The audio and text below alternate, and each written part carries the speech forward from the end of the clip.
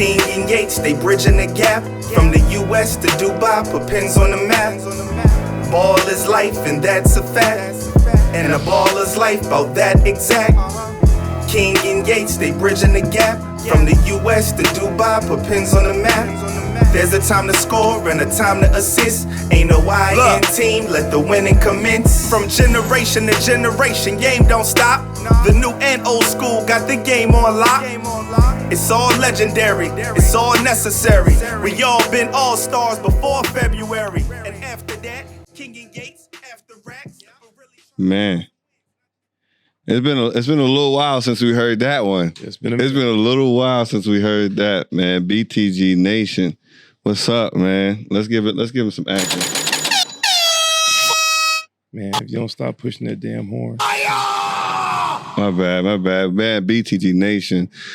We're back. This will be episode 20. I know I told you guys we might have been taking a little bit of break because of Ramadan, but OG got a call. OG got a call that we've been waiting for. He hit me. He said, Young Buck, we got to find a way to make it happen tonight. And we in the studio. I don't have a haircut. Looking crazy on air. You know, hat all over the place. Sweat's crazy, but we here. And this is going to be crazy fun. It's been a couple weeks since the last episode. The last episode was fire, too. We had a guest speaker. Lee was on there. We got to get into our music bag a little bit. A lot has transpired on the basketball court since then, though. Like, a whole lot. We'll see a little bit. We'll talk a little bit about that going forward. But what we got today, big dog, man, we got a special group of guys, man, that I know personally and professionally that, you know, played and coached at Coppin State, you know, so it's the perfect episode to piggyback, you know, with the first group that we had. Yes, on in Coppin. So this is going to be part 2. We told you guys we were going to have several more perspectives when it came to that legendary team and the seasons that they had and the impact that they had on basketball at the HBCU level. And just what it's like to be a part of that brotherhood. And so we're here today. And if you guys remember the last episode, it was real deal. Yeah. You know, you could feel the energy through the phone. And so today, please don't expect nothing less. We got some special ones on the phone today. And then you guys, I'll let Coach King do the introduction for this one. All right, cool. So we had Turk on last time, but you know, I gave a brief introduction to those guys. I didn't really get a chance to get into it in terms of like what they actually were in terms of the type of player and the impact they had at Coppin. So I want to start with him first just because he was with us last time. You know, we talked about his size and everything, how he was a great player. He was one of the most intimidating players in MEAC history. You know, we got into several fights because of him, you know what I'm saying? But we could always handle our business because we had him. You know, he's a dude that was, you know, player of the year in 1996. And he was one of our top players on that, you know, historic run in 97 to advance to second round. And so, you know, now Turk, you know, after a 13-year professional career, probably a little bit more, I'm probably off of my math, never good with that. But, you know, he's now coaching, you know, top AAU level teams and, you know, running several programs in the area to mentor and coach, you know, the youth, inner city youth around the Philadelphia area. So, you know, we definitely got to give him his flowers while he's alive. For sure. And now, Turk, you know, the OG just gave you a real nice intro, right? But I'm gonna let you know what he gave me, right? I got a picture of you. I think you were playing pro probably, and you got the white bandana on a dome. And he's in triple threat in the post. Now, only a real gangster can play in a pro game with the bandana on his top. Not a headband, but a bandana. So he gave you a little bit of an intro, but I don't think he told the whole story there. He was a gangster on the court, huh? Gangster, half crazy. I had a do-rag, so I had braids. So I had the do-rag hold my braids down so they ain't get frizzy for F game. But I wore the bandana because every time my mom would start cleaning around the house, she put a bandana on and she just started working. And she turned the music on and she just locked and working. And like she blocked herself and she just getting the whole house clean. So for me, that symbolized work. So when I put my bandana on, I'm blocking everything out. I'm going to work. That Mary J. Blige, My Life. Damn, okay. I like how he flipped that. That shit went from crazy to prophetic. Okay. Yeah. Okay. Yeah. Who we got next on here? We got David Houston. We all know him as Davey.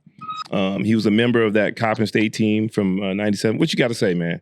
I didn't know he was. I didn't know this whole time. Yeah, I didn't know he was your teammate. Yeah, that was my guy, man.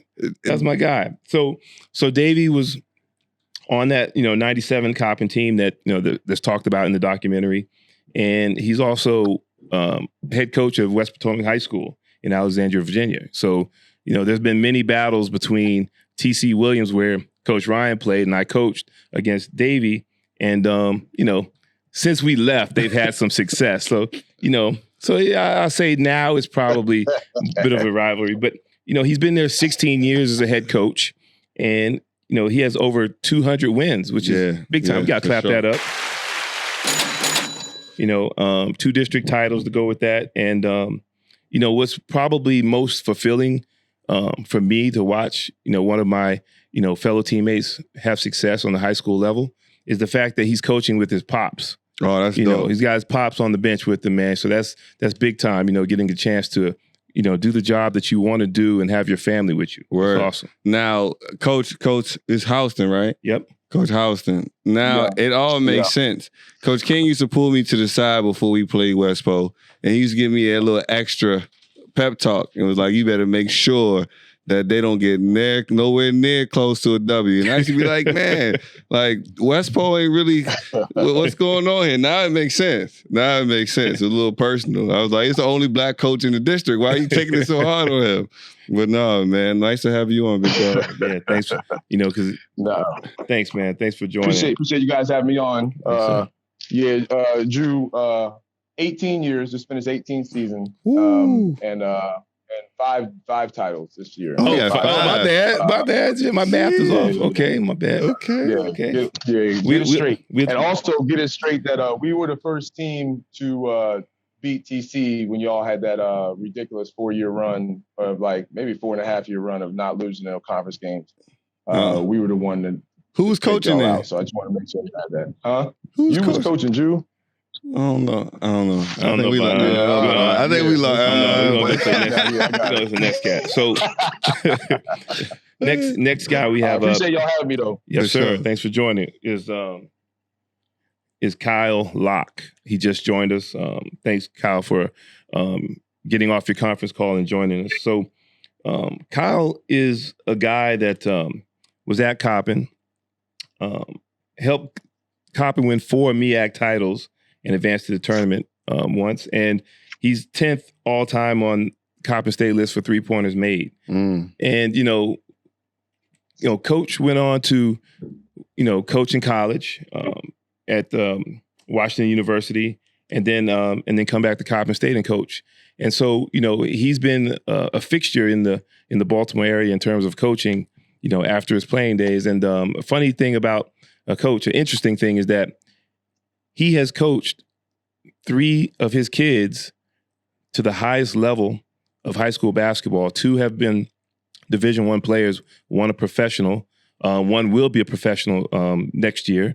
I mean, the year after next year. And then his daughter, who he says is the best one of the 3, is going to be a top Division I player. That's love. So we talking about, that's a lot of lineage right there. Yeah. So Kyle, man, you doing big things, man. For sure. And you got the nicknames down here as Black and Killer.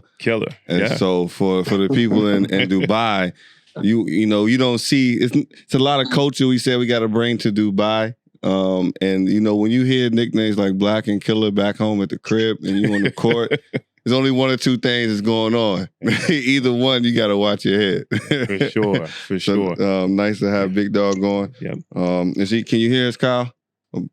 Yeah, I can hear y'all. Okay. All right, cool. All right. First and foremost, man, you got bad reception, man. Where you at? In the basement? Where you at? No, I'm in my office, brothers. All right, it's better right now. You got Boost Mobile. All right. Can y'all hear me? Yeah, we got you now. You can hear me? Yeah. Oh, Right. okay. Okay. Now I'm in my office. Okay. I'm in my office. Yeah, it's a much better connection now.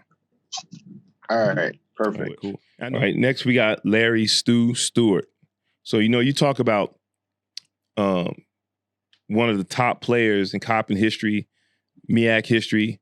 We're talking about one of the legends here, man. He's one of two brothers that happen to have legendary status at Coppin.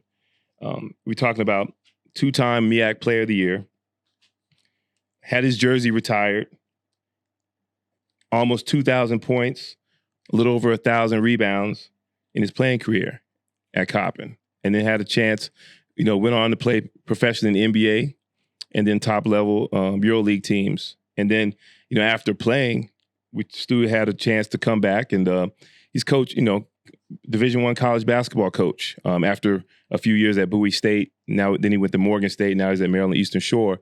And so, he didn't coach at Coppin, but he still was around and still was there to help Coppin as much as possible. And so, considering he was coaching with the enemy, he still had Coppin in his heart first. So, that was a big up for us because, just having somebody of his stature being around all the time was great, man, and always being accessible and always treating us with love, man. So Stu, we really appreciate that, man, and thanks for joining. My God, no problem, man. I appreciate you guys having me on. You guys are all like my little brother, so it's nothing but love all day long. Thank you, man. And next is Eric Skeeters. Now he's the reason we late because he gave me the wrong number for Brown. So everybody that if your schedule gets a little jacked up, blame it on him. It ain't on me. So hey man, show Skeet some love, man. I'm about to run it down right now. What's up, Skeet, man? Uncle Rose says what's up too, man. So Julian, as always, Julian, I take it when I came into business as college coach, and I had to coach guys like Turk, Julian, Davey. Kyle was one of the guys that was holding us down with the feline gear while Mook came through and was on the computer and playing overseas, or Stu starting his restaurant. But I got to give shout out to Coach Brown for being the mentor. And Jules, this was supposed to happen last week, so I'm really not late. Hey, man. Just so you know, to the people in Dubai, there's a guy I'm working on in this facility named Walter Smith that says he played for you. So, Turk, it is Coach Jules. Because I got a guy working with me in this facility called Shoot 360. I'm over in Northern Virginia, so Davey and Julian's old stomping ground as coaches. And I'm honored to be on. I'm honored to be a part of this. And what's up to everybody that's here? I have a lot of stories to tell. I don't know who I'm going to start with on this one. Okay. But I'm excited and looking forward to telling the good people of Dubai just how successful Coppin basketball really is. Okay. And when you get a chance to speak, Ski, I want you to not only talk about how special your time was at Coppin, but also give the people a quick rundown of some of the other schools you've been at as well. So once we get a chance to get into that, man, we need to give everybody the full flow of actually what you've had a chance to experience and accomplish, man. So I'm looking forward to that. We got the OG next. Right? Oh yeah, we got Mook on right now. Mook, you good? Yes, I am. Can you hear me? Yeah, you the last one to join. Yeah, we got you loud and clear, but you the last one. Ask me why you joined. Ask me why you joined. What'd you say?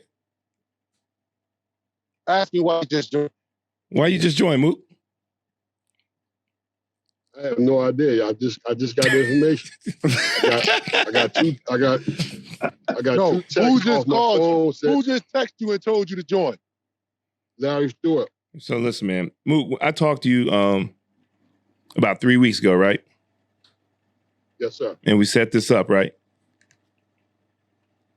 Yes, we did. Okay, I'm just saying. So I didn't want you to make it seem like you were shocked to hear that we were getting on the call, but No, not at all. I just said nothing was confirmed to me. So, but nonetheless, we are here. Oh yeah, we're here. So let me give right. our players a quick rundown of Stephen Mookie or Jackson Stewart. He's the younger brother of Larry Stewart. I talked about two brothers being legends at Coppin. We're talking about a guy, player of the year in the MEAC, first team all MEAC several times, just a dominating force under the rim. I know he don't like to hear this, but it was amazing for me to see somebody at his size with no hops, no bounce, dominate games like that. He was almost like a black version of Kevin McHale, man. Oh, dang, I was going to give him Zach Randolph. But I mean, you're a gangster. Hey, McHale was a monster, man. That footwork. So, very impressive player, man. And then, after at Coppin, played professionally for a few years and then got into coaching, man, because that's just, one of his true passions, man. He's got a real gift of being able to reach players and get them to play up to their potential. And so, he started at Coppin in 2001 to 2004. I know they listening. I'm just saying for part 3. Yeah, that's why I want to know what kind of podcast is this.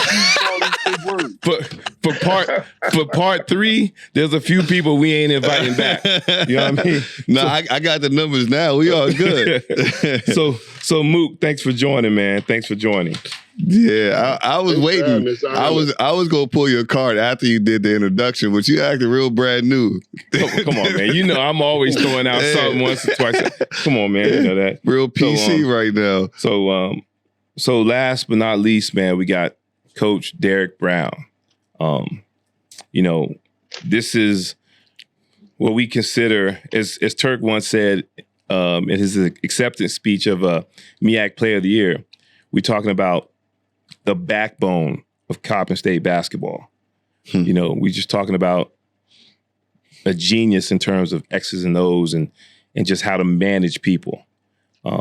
He's a guy that came to Coppin and Coach, was it 1986? Yes, it was. 1986, man. And I think he was at Coppin for 30 plus years. 30 years, basically, exactly. 30 years, man, as a Coppin basketball coach on the men's side, and then he finished up on the women's side. And we'd be here another 2 or 3 hours trying to run down all of his accomplishments, but we'll get into some of that later. But we are all lucky to have been coached and been around this man during our times at Coppin State, just because he's a legend. Yeah. He'll never acknowledge it. He'll never boast about anything. He's a guy that he does his job and kind of settles into the background and allows the players to enjoy the moment because he's truly doing this for his love of the game. That's love. So Coach Brown, man, thank you for joining. Appreciate that, Joe. Yes. I tell people all the time, for 30 years, I never had to work because it was something that I just enjoyed doing. Couldn't wait to go to work every morning. Oh, wow. But let me interject something about that bandana that Turk had. When you come to Turk one morning came to practice, we had 5:30 a.m. practices, and I guess it was a cold day. And Turk had a long sleeve thermal shirt on underneath of his jersey and long thermal pants on, as they were stretching. I didn't say a word to him. I said, Turk, I don't know how Fang's going to like this when he comes. I said something to him, Brown, but go ahead. I tried to tell him. Sure enough, it was like, take that shit off, Turk. Oh, man. Oh, shit. That's the story we had. Give the whole story. Give the whole story, Brown. That goes down as the worst practice of Coppin history. When we talk about the whole story now, on the 14th of May, I'll be 70 years old. So I don't remember the whole stories too much anymore. Yeah. Well, you mind if the young fella in his first year who has that day etched in his mind? Oh yeah, listen, bro, that day is etched in my mind. Walking in the building and Turk, and just so we know, Turk was a trendsetter, like Brown said, because when LeBron and Melo and those pros started wearing the long cutoff, Turk did that in the 90s. Yeah, so Turk shooting, he's doing his form shooting warm up, and I'm down there like, as Brown said something to him, I'm the young guy, so I said, "Hey, listen, Turk, listen, man, hurry up, go change." He's like, "Nah, I'm good. It's cold in here." And doing his form shoot, guys are coming down out the training room, and here comes Fang in the door with his bag. I don't know if he got to the table or not. And so he yells out, "Turk! Turk!" Turk still doing his form shoot. He goes, "Turk!" Turk turns around and goes, "What?" He goes, "On the line." And that's how practice started, bro.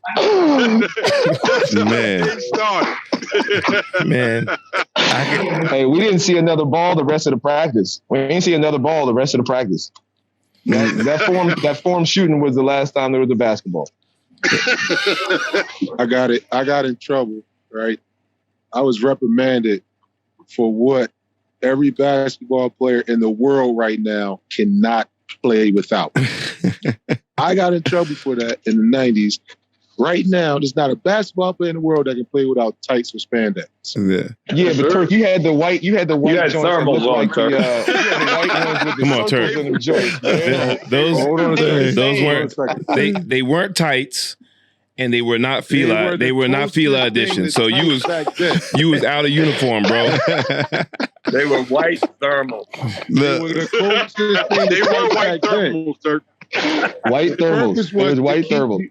The purpose was to keep you warm when coach started talking for 30, 45 minutes. That's the same purpose as spandex, compression and warmth. Turk said they ain't have that. They ain't have that new age technology back then. He had to do what he had to do, what he had. So just so you guys understand, at the end of Turk's first year, he had a plaque sent to Fang's office. He was a GTE and Kodak first team academic All-American.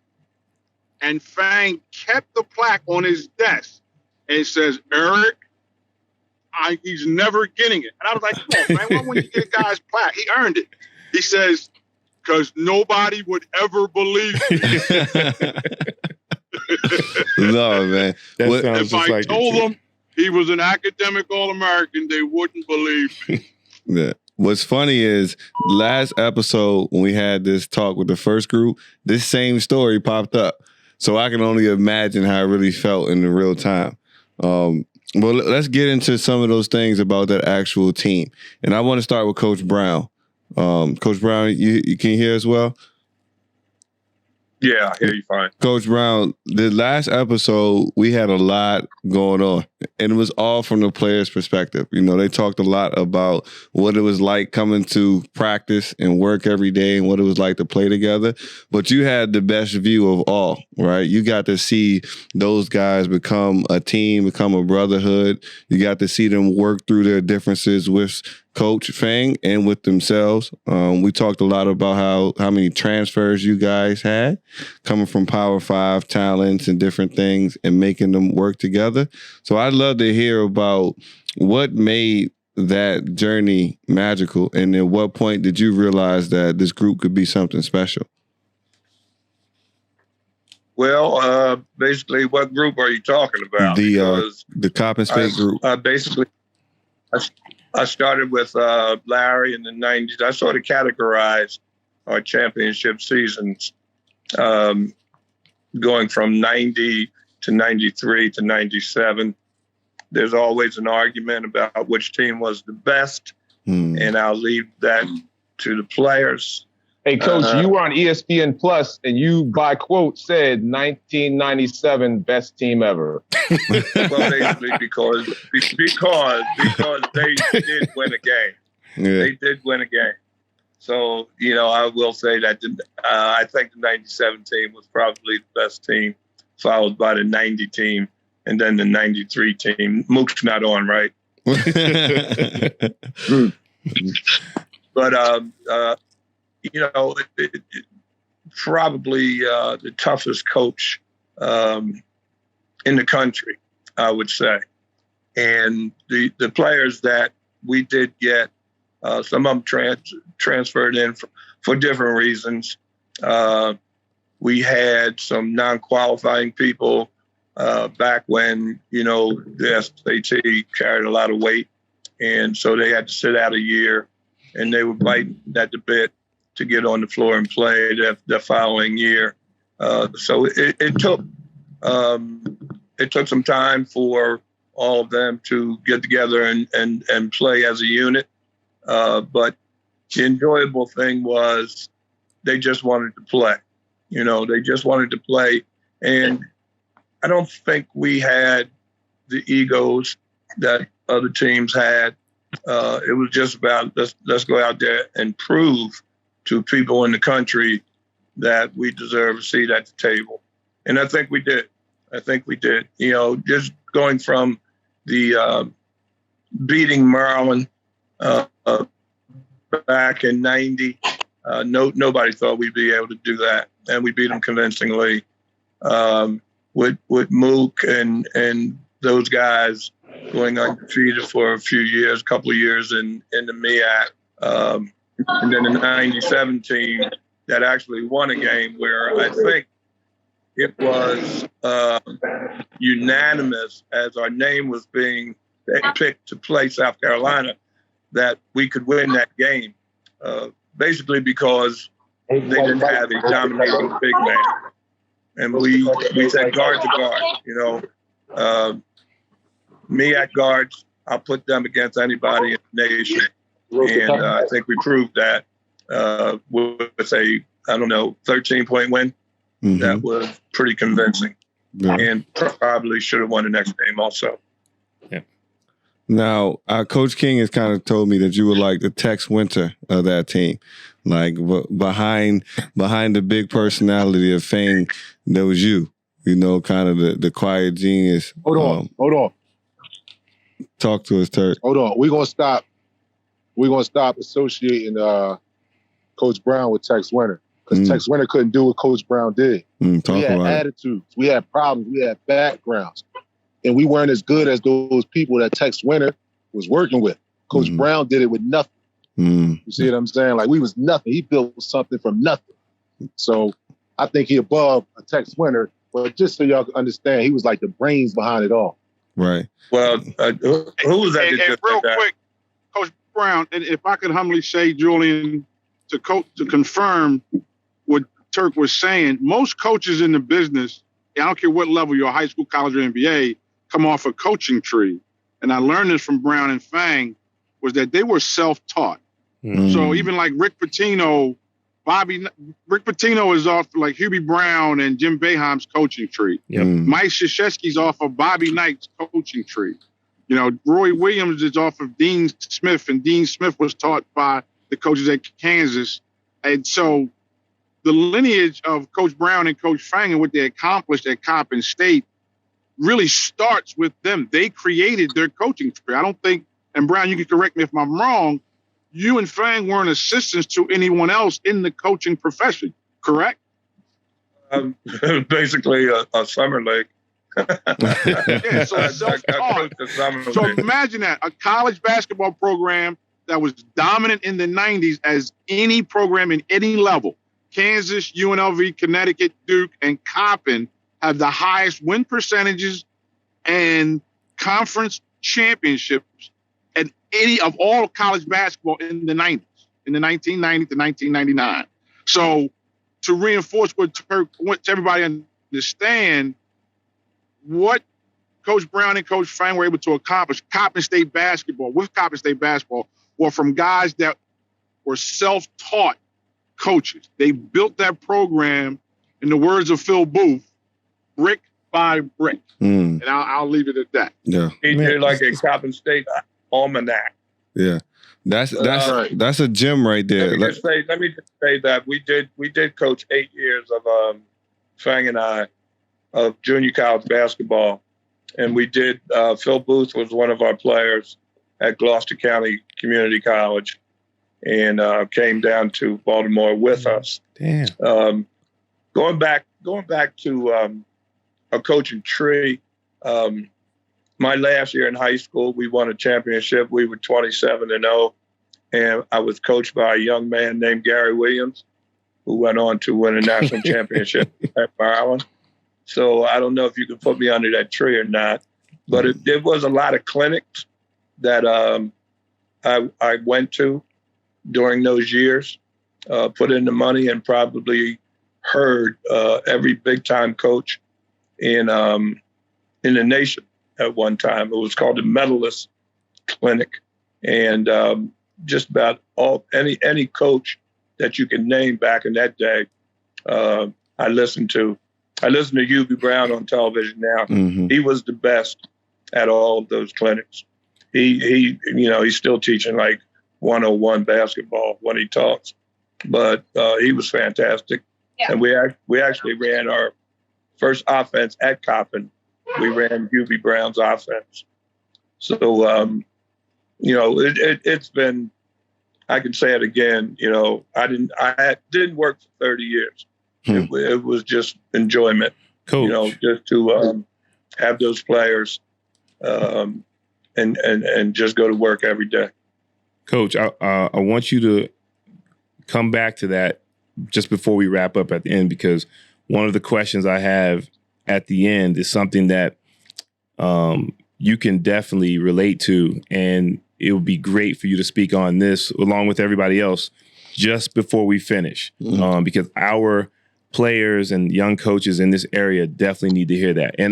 And the way the question is set up, I think you guys will all agree that it's going to help some of our listeners in the U.S. as well. Yeah. So please keep that thought. Yeah. And what you guys pointed out, and I'm glad Turk and Coach Keith made sure to correct me on the emphasis on what he really meant, because that kind of entails and shows us what the path is like right now. For me, we call our podcast Bridgin the Gap. And that's because I'm 30. Coach King is a few years older than me, right? And there's a gap between information given to my generation and younger, but we are the ones that are leading the next generation of basketball people. We talk about the grassroots coaches, some people that are trainers, and a lot of them are getting their information from the wrong places, or they're cutting corners.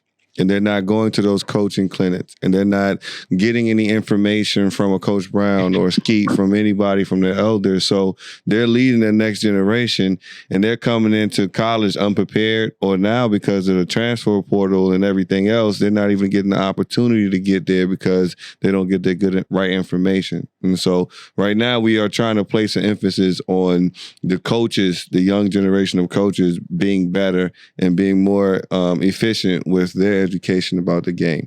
But I can already tell Coach Brown is very, very, very humble. And so I'm going to go to Coach Skeet. Coach Skeet, you got to watch from a young graduate assistant spot.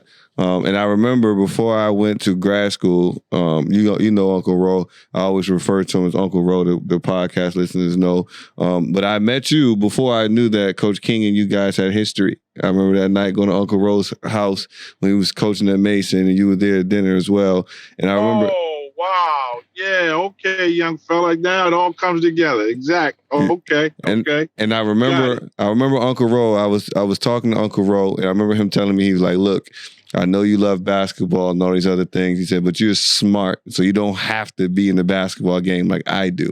Because I wanted to be, I wanted to coach, and I wanted to get into that graduate assistant thing or just get there as a young buck. But I remember him telling me, he was like, when you get in as a 24, 25, 26-year-old on these staffs, you don't have a life. Whatever this coach wants you to do, you on the road all day, you're not getting paid anything, and you just got to go through it. And so when Coach King was telling me the stories about what you had to go through in your first years at Coppin, I was like, now it all makes sense. Tell me what your perspective was like with that team. First of all, thank you for that connection. So now I understand exactly who you and remember exactly who you are. I talked to Roland the other day. I was a high school JV coach, AAU coach, and varsity assistant at St. Francis Academy, also being a student at Coppin State for 4 years, 92 to 96. And in that time frame, I was working as a work study in the athletic department in men's basketball. So I would sit in practice. I would bring my JV teams to practices. I would come to the games. I'd bring my guys to the games. And the beauty of what Fang and Brown did every day was teach. Now, Turk was talking about Fang's long speeches. He was a perfectionist. When it came to defense, he was a perfectionist. When I came on in 96 as a full-time assistant, I was still finishing up my classes, but at Coppin, it allowed me to be a full-time employee without having finished up my degree. And so I would sit with Brown every day. Brown wrote out, this is the days before technology, computers and things of that nature. Brown had a yellow legal pad, and he wrote out the practice plan in pencil every day. And so that's where we worked from. And I learned that as a JV coach. I'd sit in there and literally copy his practice plan to the letter and run it with my JV teams. And he folded it up and stuck it in the band of his short that he had his shirt tucked in his shorts. And so we had no cable in the offices. We had until, 96 or 97 when Stu was in the league. Stu brought us a deck-to-deck dual VHS, VCR recorder so we could speed record games. We had no technology. Oh, man, shout out to Stu. No technology. Shout out to Stu, no doubt. Because we literally, that was the upgrade, was a speed doubler. So they got these synergies and these games online, and they send these kids these clips and these highlight videos. At Coppin, all that winning, you're talking about undefeated seasons, multiple player of the years, and if the rule was in place where the regular season champ got an automatic bid to the NIT, Coppin would have went to 9 postseasons in the decade of the 90s. And they went to 5. So they would have had 4 more because they outright or shared the MEAC regular season championship 9 out of 10 years in the 90s, 90 to 99. So with that said, the basketball, and it breaks my heart that the building is not there anymore. So I don't, excuse my language, I don't know who the asshole was that approved knocking down the Coppin Center on Coppin State's campus, because the success in that building, Coppin State in 1996-97 had the nation's longest home win streak. And I'm going to give you the short version. When we beat Duquesne by 30 on cable TV in their shoot-around, they were laughing at the building. We had like a bleacher high school gym, and they were saying, this is the place with the nation's longest home win streak. And when we Fang subbed in Joe Allen and they cut the lead to 28 or 27 with like 2 minutes to go, Brown yelled at Fang, get his ass out of there. Fang turned around and said, why, Dick? Why do we need to take him out? I'm not putting those starters back in. Cuz he fucking went out 30-point win on national TV. So the level, I could go on for hours of the level of dominance, the intelligence of Coach Brown and Coach Fang, and what I've learned. Fang in his defense, Brown, if you would think of football, offensive coordinator, defensive coordinator, like Bill Belichick is a defensive-minded guy as the head coach, and he's got other guys that run the offense. Well, not that neither one of them didn't know both, because I won't get into that, because Fang knew offense. He ran the shit out of y'all one night because Troy questioned him when he asked Troy what was he doing, and Troy said, it's called blue. And so he started to run y'all. I don't know Davey Turk, June. I don't know if y'all remember that Dave Brown had to go pick up his son, and he left practice or take him to the dentist, and y'all just ran for the next hour because Troy got smart with him. Fang said, like, I don't know fucking offense. He's going to tell me it's called blue.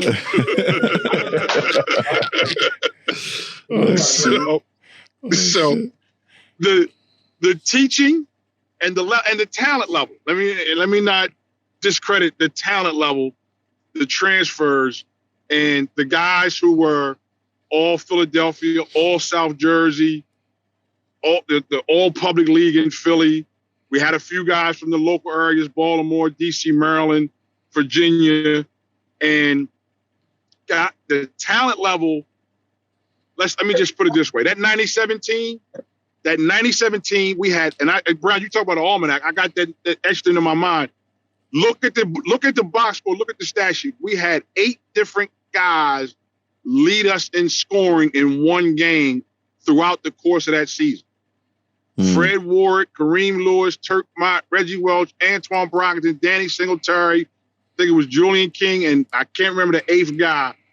It was 8 different guys.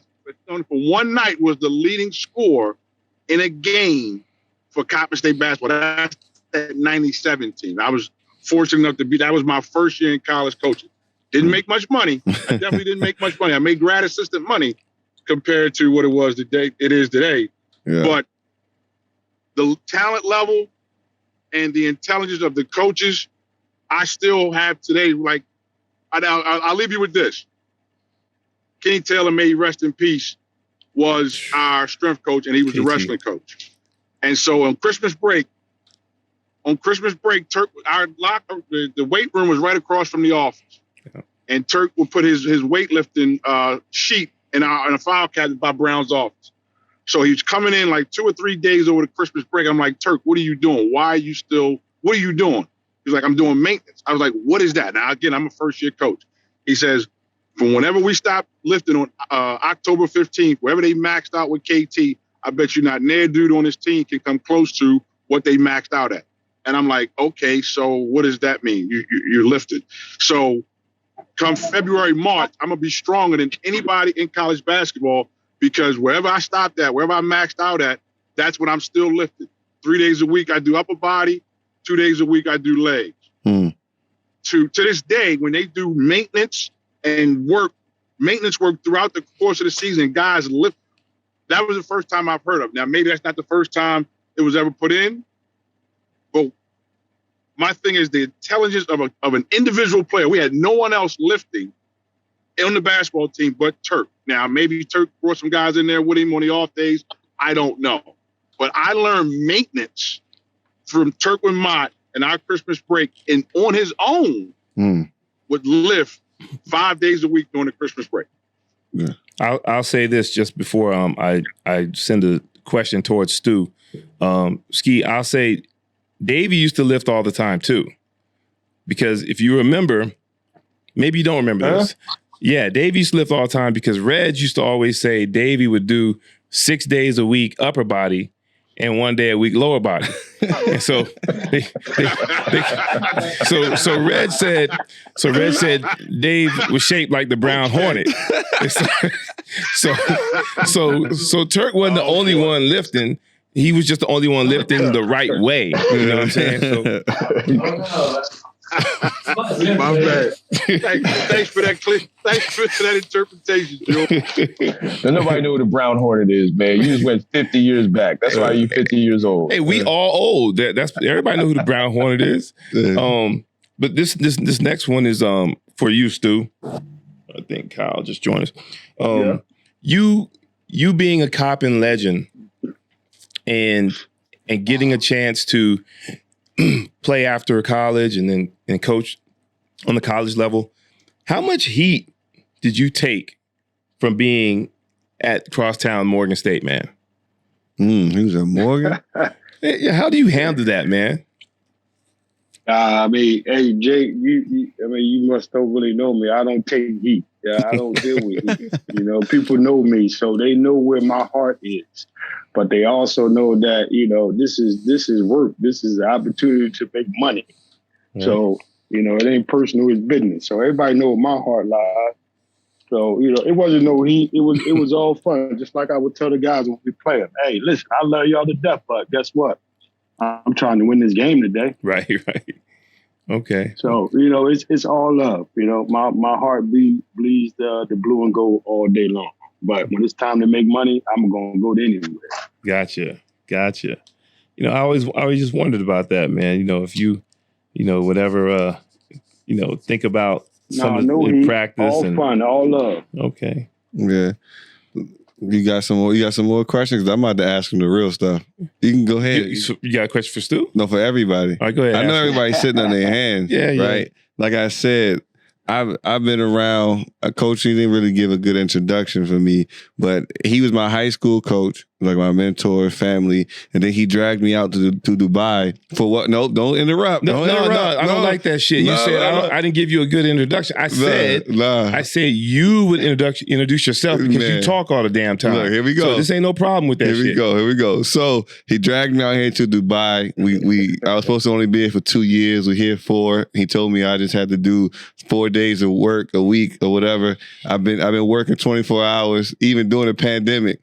And I got to see every personality from Julian King, you know? So I want to know what he was like to coach and to play with. And this is open floor. Everybody, if you interacted with JK when he was coming out of Temple, when he got to Coppin, when after Coppin, anything, tell the truth about it. Because, you know, we get the coaching side, and everybody, all the parents don't believe me when I tell them how he really is, because he can put up that matriculate side of him, and everybody don't know. So this is it's free. I'm throwing the lob to anybody that want to come out here and really talk about an experience with JK or Jupac.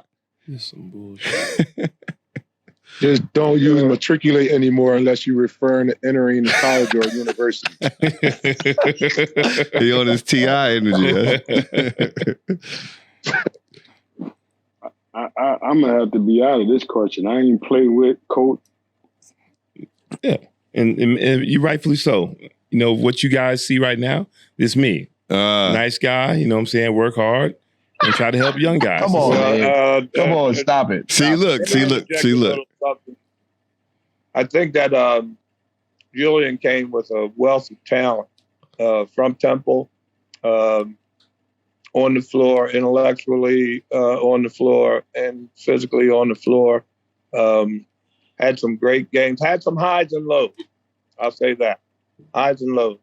I think maybe, correct me if I'm wrong, maybe was a little intimidated by Fang at first because of his, you know, just the way Fang was, you know, and especially if you allow him to intimidate you, that it doesn't stop for a while, you know, until you sort of stick your chest out and say, okay, I'm going to get this done. So, and I think he did get it done. He got it done. But I think, to be truthful, Julian, I think you could have been a much better player than what you portrayed out on the floor at Coppin. No, he couldn't. No, he couldn't. He maxed out. Julian, he couldn't be better. You don't think he was so? soft. No, he was soft. There we go. He couldn't take getting cursed out by John Chaney. Then he come down there. He couldn't take getting cursed out by Fang. He ain't want to go home in the summer because his dad was going to curse him out about mowing the grass. Come on now. Now I got to step up and say something. There ain't nothing soft about me. You know what I'm saying? Now I'm coming there. You're saying I couldn't take Coach Chaney cursing at me. That was one thing that I never had an issue with him. The issue I had up there was, and I'm being real with you guys, is that some other guys on the squad that were considered soft were getting opportunities later in the year over me because he said, I knew you're okay. I know you're okay, but I got to make sure that these other guys are going to be with us. So I said, they can't take some of the stuff that I give you at practice. So coming to Coppin, I'm not going to necessarily, I was fearful of Fang. At that time, Coach Brown, I was more so concerned, like, did I make the right decision? Because I completely went against everything John Chaney told me to do in terms of, one, sit out, think about it, or take all your visits, think about it. And I didn't. And so when I came to Coppin, and then I did see the type of demeanor that Fang had sometimes, I would worry sometimes about what my next move is. But it was never me being fearful of Fang. Because I remember this one thing in particular, and I'll never forget this. Brown told me one day, he pulled me aside. He says, I think your biggest problem is you're too damn smart. You think you know everything. And to this day, I still remember that because I was undercover an asshole, you know? And so I might not say something, but I might do something in retaliation to something. Undercover? Yeah, what I say undercover. I don't think nobody believe that. There wasn't nothing undercover about it. Come on, man. Yeah, man. Come on, man. Yeah. I think some of the Chinese delivery people that was getting them balloons in their head wouldn't say undercover. Yeah, like it wasn't no. Dude got on the 6th floor throwing water balloons at all of the delivery people. They couldn't even deliver food to Coppin Dorm no more. At me, forget the delivery people. At me, at the biggest guy on campus. Hey, I didn't know you was doing that to China, man. Listen, man. There were certain times where you just gotta. If you got a lot of energy built up, you got to let it out sometimes, Yeah. Yeah, Jules. I think you stored things in, instead of letting it out as you should have. Mm-hmm. I don't know, different personalities. Like Stu said, we didn't say Stu's other nickname also, Big Percy. So Big Percy would just be stoic. When Fang would get on him, he just, he never changed his expression. He just looked at him and then just went about his business. Now, Larry, Stu, you can talk about how you felt when Fang got on you, but you said earlier that heat doesn't bother you. So, and I never saw it bother you when Fang was getting on you. You were just you. You were the same way throughout practice. You were the same way on campus. You were Stu. You were a big person. Yeah. Big person. I mean, and a lot of that, I guess, it had to do with the fact that number one, when a lot of people don't really understand that, I didn't really play basketball. Like I played 2 years of high school basketball, like organized. Everything else I did was unorganized. So I grew up playing on the crate, so, I was an unknown, product coming out of Philadelphia. I fell in love with the game, my sophomore year in high school after going to watch my high school, which was Dobbin Tech, play in the championship game. At the time, you had Hank and Bo and, they were playing South Philly, who had Lionel Simmons at that time. So, here I am, I never played basketball. The game is being played at McGonigal Hall, Temple. Man, my crew of guys, we say, hey, we're going to go to the game. I walk into the gym and, everybody, we all know McGonigal and how it is. And it's like, you can't even move in there. It's like the whole city of Philadelphia is in there. And at that moment, boom, I fell in love with the game of basketball. So for me, when going into college, I had to sit out my first year. So that year was real tough. Here I am. I only played 2 years of high school basketball. Now here I'm at Coppin in my freshman year. I'm not playing. So I lost a lot of focus. Here I am at an HBCU. Let's be real. We know what Coppin was like.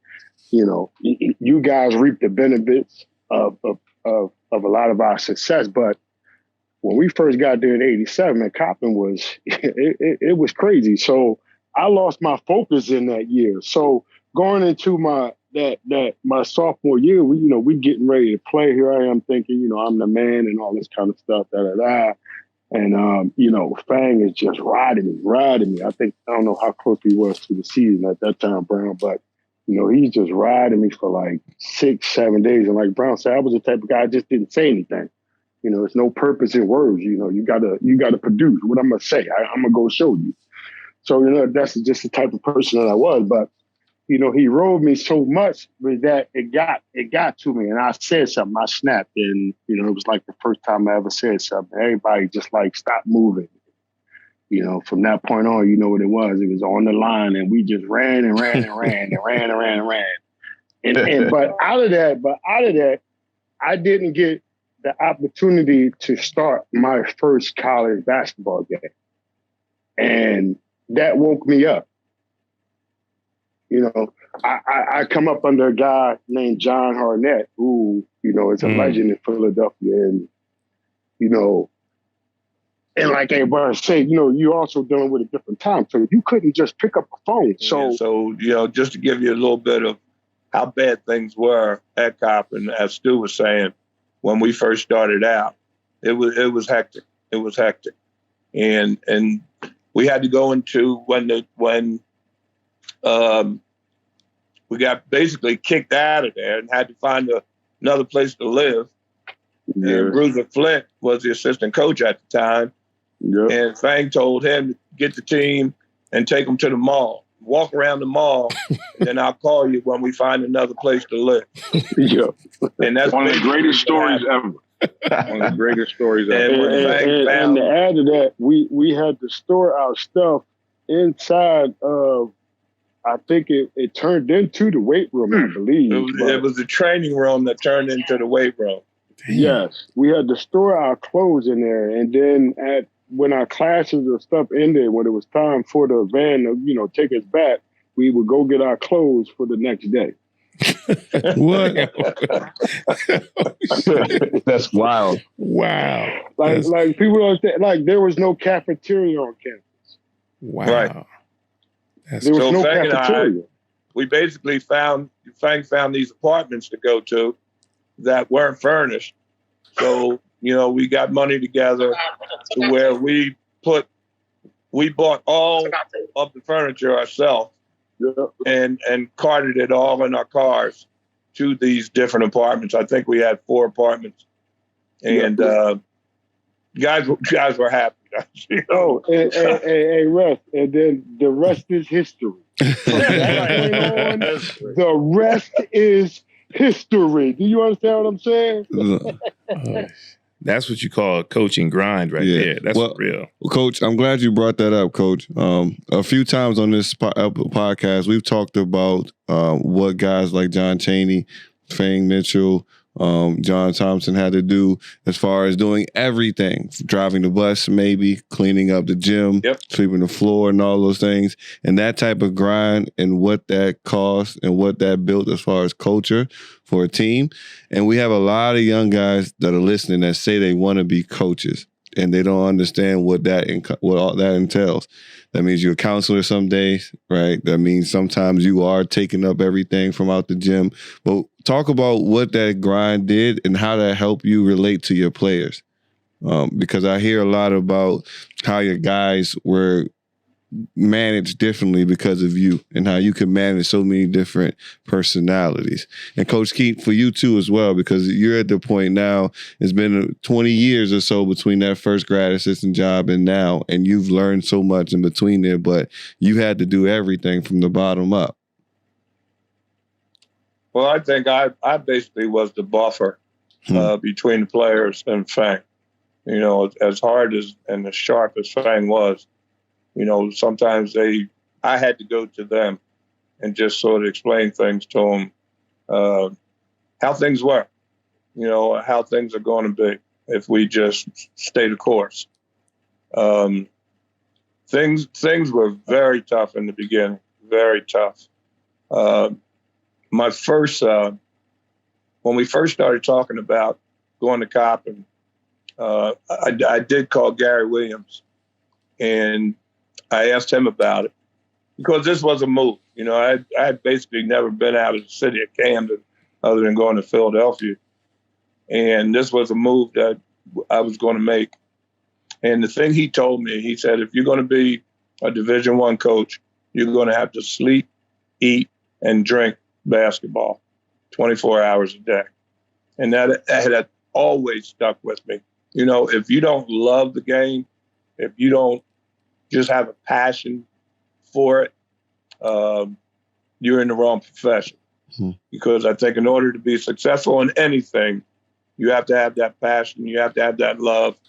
And like Turk said, the rest is history. Skeet on? Well, if I could just add, the one thing about Brown. Go ahead, Steve. Brian, I'm eating right now. It's been 4 hours. I know. The one thing about their relationship with Coach Brown and Fang, where they've known each other all their lives, so Brown could see something coming on the horizon, and he would prevent it. Prevent a kid from reacting the wrong way, or prevent Fang from reacting the wrong way, and he would put out fire before they even got started. And the grind of coaching is like Coach Brown just said, is if you love it, then it's not working. Mm. So there was never a day where there weren't good times. Like Brown told me one day I walked in the office, my Fang had called him. He told me, sit down and set my bag down and wipe that smile off my face. Like, because I had to go drive up to the Maryland house and get some guys out of the Maryland house. And I'll leave that for Davey to tell that story. You enjoy him and tell that story. Wait. About picking you, Reggie Welch or one of y'all tell that story. But it wasn't work.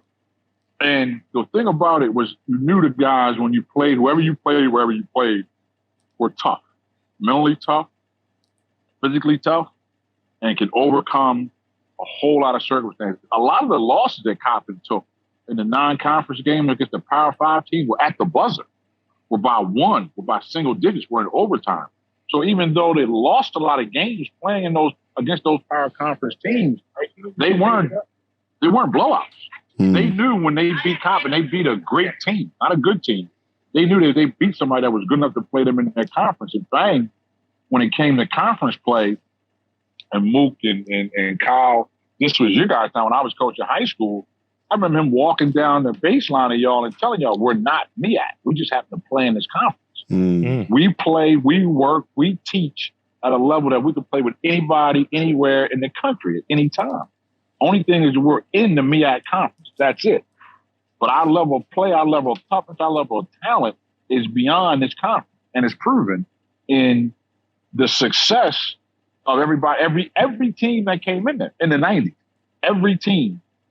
And it was a tradition that I had to try to uphold was Bruiser Flint to Kirk to Nate Blackwell to myself in your first year, you won a championship. As an assistant coach at Coppin, there was Fang and Brown and whoever the assistant was after Brew. First year, you won a championship. You went to the NCAA tournament. Mm. So, if I'm answering the question correctly, Jules, and that's, it wasn't work. Fang and Brown had a relationship. They were lifelong friends, and it was a partnership. Where even it went to the women's side. So think about that. Brown coached the women's team, assistant with the men's team for a couple of years. I don't know if you did it for a year or two, Nick, as an assistant with the men and the head coach with the women. How long was that? That's gangster. That's 2 crazy. years. 2 years. There you go. If I can say this, I'll try to be quick. Those non-conference games that we played, as Skeet was saying, we lost a lot of close games. We actually lost a game after the game was over. And Larry could speak on this. We beat Illinois State by 2 points.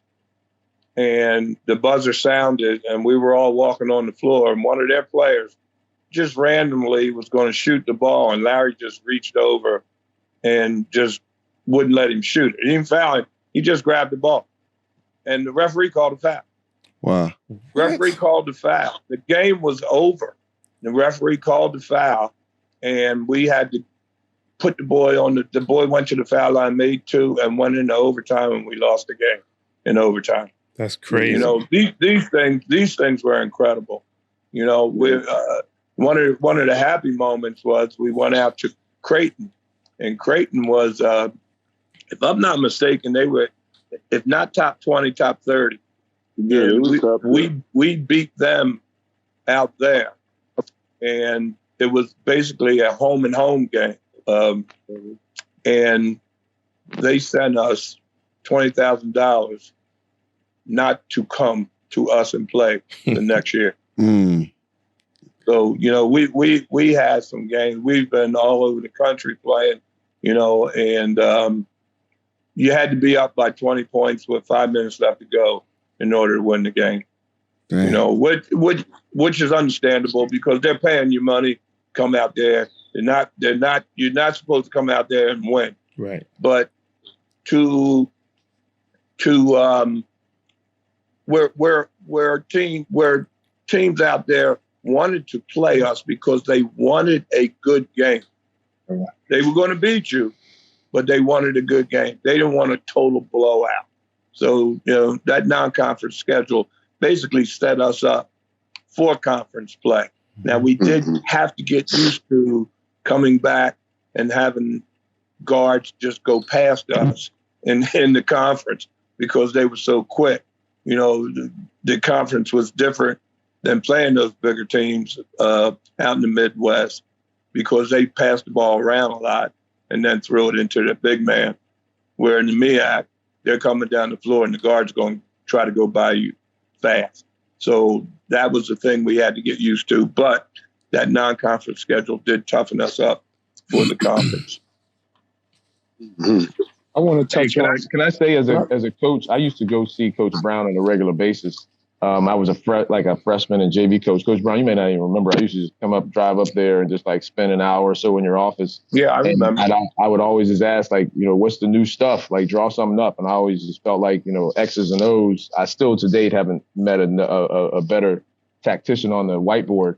But I used to bring my high school players up to the Coppin Center to watch all the time. And I wasn't sure. I didn't know when the transition with you to the girls was happening, but I could tell it because I could just see. There's no knocking anybody that was running stuff, but I just knew how your execution on offense was. And I could see it was like a little bit different. Then I noticed you wasn't on the bench. And then I saw you and I realized, like, you know, that's a telling tale right there when you were so instrumental into all the offense, all those years. Everybody's talking about, like, and I don't think everybody understands when, you know, Julian said like offensive and defensive coordinator. I mean, I still have never seen anything like that before in a college basketball setting where, you know, somebody is just doing all one.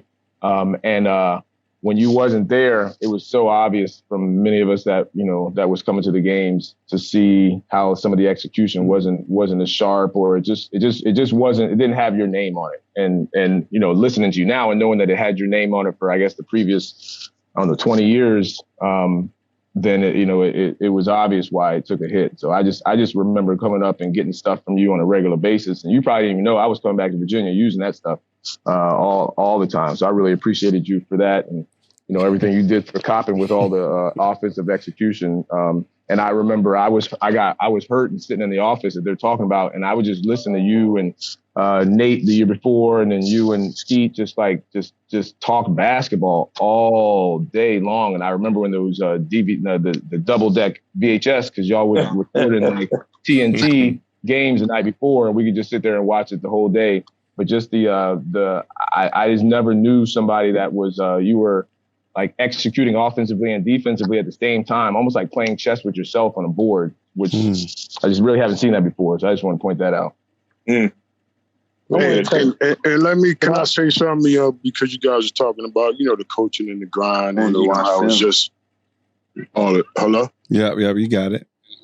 Yeah, and, you know, it's just, and everybody, you know, it's just said the love. But, you know, the thing that it is that, you know, it's about changing lives. And that's what, you know, from the start, Coach Brown did, you know, and ever since I've been in the coaching, I've been coaching, you know, the last 14 years since I retired. And it's about changing lives, you know. I got into coaching because, you know, I want, you know, some young fella to experience his dream of, you know, putting that NBA jersey on, you know, or just, you know, having that professional career. So it's about changing lives. You know, we talking a lot about the basketball and everything, but, you know, Coach Brown taught us way more lessons than the X's and O's. You know, I've owned like 3 restaurants, and, you know, me and Coach Brown, I think we talk more about food than anything. So, you know, it's about changing lives. You know what I mean? It's a lot of basketball in it, right? But at the end of the day, you know, we all can say that, you know, Coach Brown changed our lives, Coach Fang, you know, and each person's journey changed their lives, you know, because you get your opportunity, you know, to get your education. But, you know, it's a lot of basketball, but, you know, it's a lot of, you know, it's just about changing lives. And that's what these guys do. And that's why, you know, I'm in the coaching right now to help change someone's life. Amen, Stu. Amen. Thank and Brown. I got something I want to say on that. Hey, Turk. As the coaching Brown, goes. Go ahead, Turk. Yeah. Go ahead, Ski. Go ahead. You can go. I just want to say real quick, I used to come in and walk in on you and Brown's deep conversation. And y'all had some serious conversation. And when you would leave out the office, Brown would like put his feet up on the desk and smoke his pipe and be like, he'd have been great in the 60s. He'd have been unbelievable in the 60s. He's a leader. He's so intelligent. He'd have been so great in the 60s. So Go ahead, Turk. I just wanted to give you this shot. No, you, Turk. You, Turk with mine. Oh, well, I'm probably the least experienced coach, like of all of these guys. But what I do possess that can like benefit the people that's listening is the ability to dissect things and institutions and programs. You know, my mom used to give me toys and games, and I would take it apart. She'll come back in the room and be like, "Why did you take it apart?" Because I need to know how I need to know the anatomy of it. I need to know how it functions, what makes it work, what makes it drive. You know what I mean? And I've always been like that. So even though I'm the least experienced, I think I got a lot of input. I've been coaching AAU. This is my second year, and that's the most coaching I've ever done. But we have a bunch of high-profile McDonald All-Americans and probably about 3 or 4 professional players. And I took what I learned as a player dissecting coaches and their programs, and I implemented that into my coaching style. And it's been really beneficial, so much to the fact that I wanted to pull away because it was time consuming and the guys wouldn't let me. You know, there's a lot of different aspects to being a good coach, you know, and just like players, you know, we got a bunch of players. They're not Hall of Fame players, but they still were great players. You know, even right now, Kyrie Irving is not top 75, but he's a great player. So there's a lot of different types of coaches as well. And what we had at Coppin was a bunch of guys, people, adults, men that could combine all the different aspects. Like Brown said, he was the connect between the head coach and the players, you know, so he was basically like the communicator, which is very important when you're coaching. You need leadership, you need commitment, you need some experience, you need motivation, you need empathy. You got to understand how your players are feeling. You need flexibility. You can't just always be your way. Sometimes, hey, what defense y'all want to play? Because y'all ain't doing the shit that I want. What y'all want to play? You know, and like we had flexibility, we had discipline, we had organization, we had honesty. Like it's so many different adjectives to throw in there when these guys say they want to be coaches. You know what I mean? Do you want to be enthusiastic?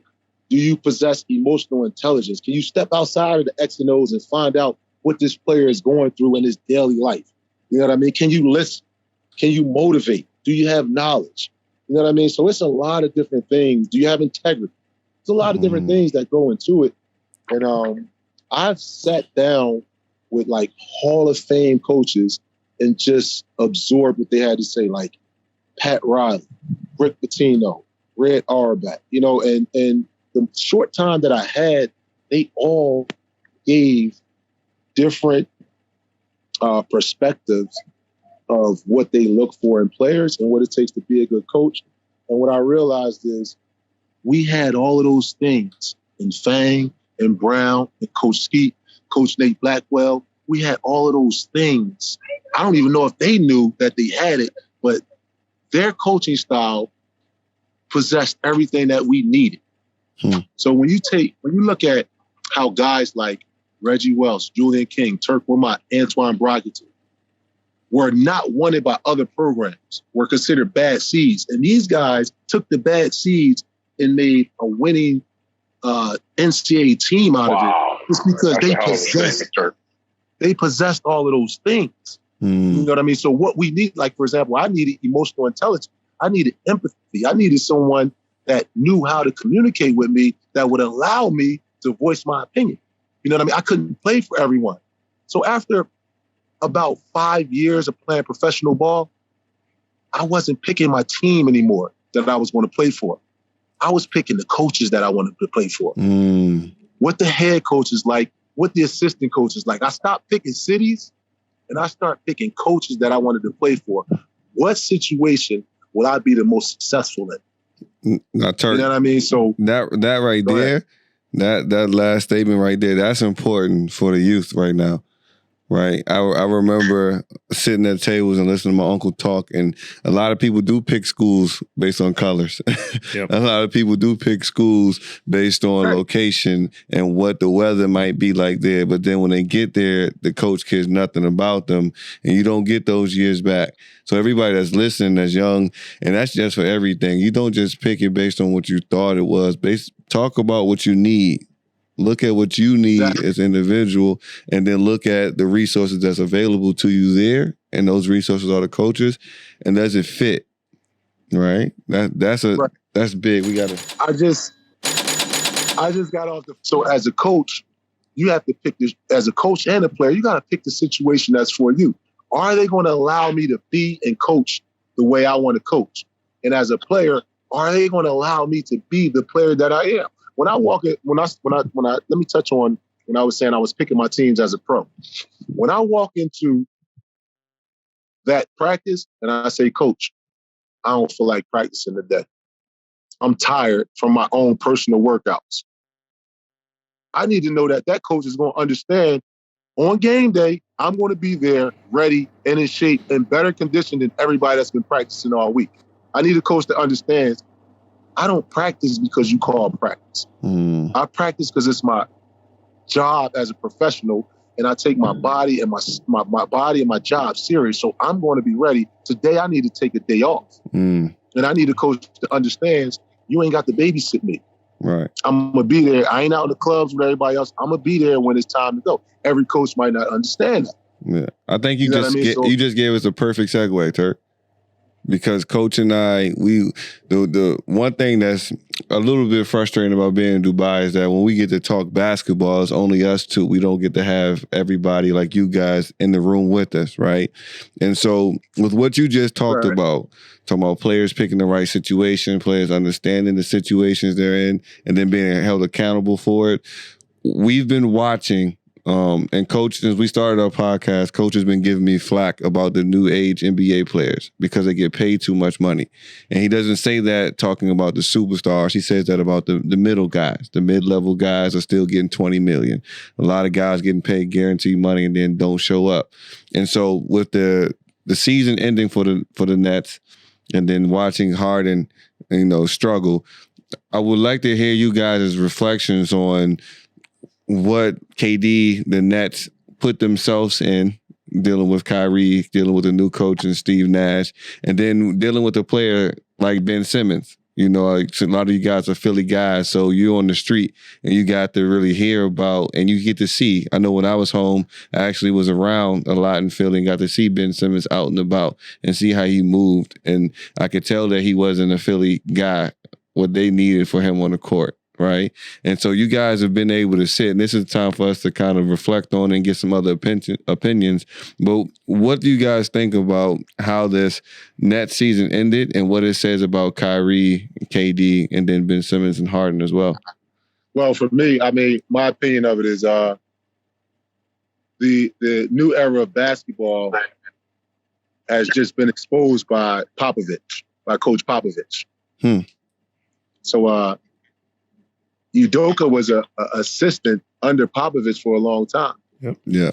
And he was a sponge. And now he got those guys out there at Boston playing defense like they're a college team. And if you look at most NBA teams, right, when it's a player's time to help, all he does is take a step towards the ball and reach. You know what I mean? Nah, everybody's on a string. So when it's your help, you got to get over there and help. You know what I mean? They decided, you know what? We're going to make this one player beat us. We're not getting beat by these two. We're going to make this one player beat us. And those guys never adapted to the Nets never adapted to the type of basketball that was being played.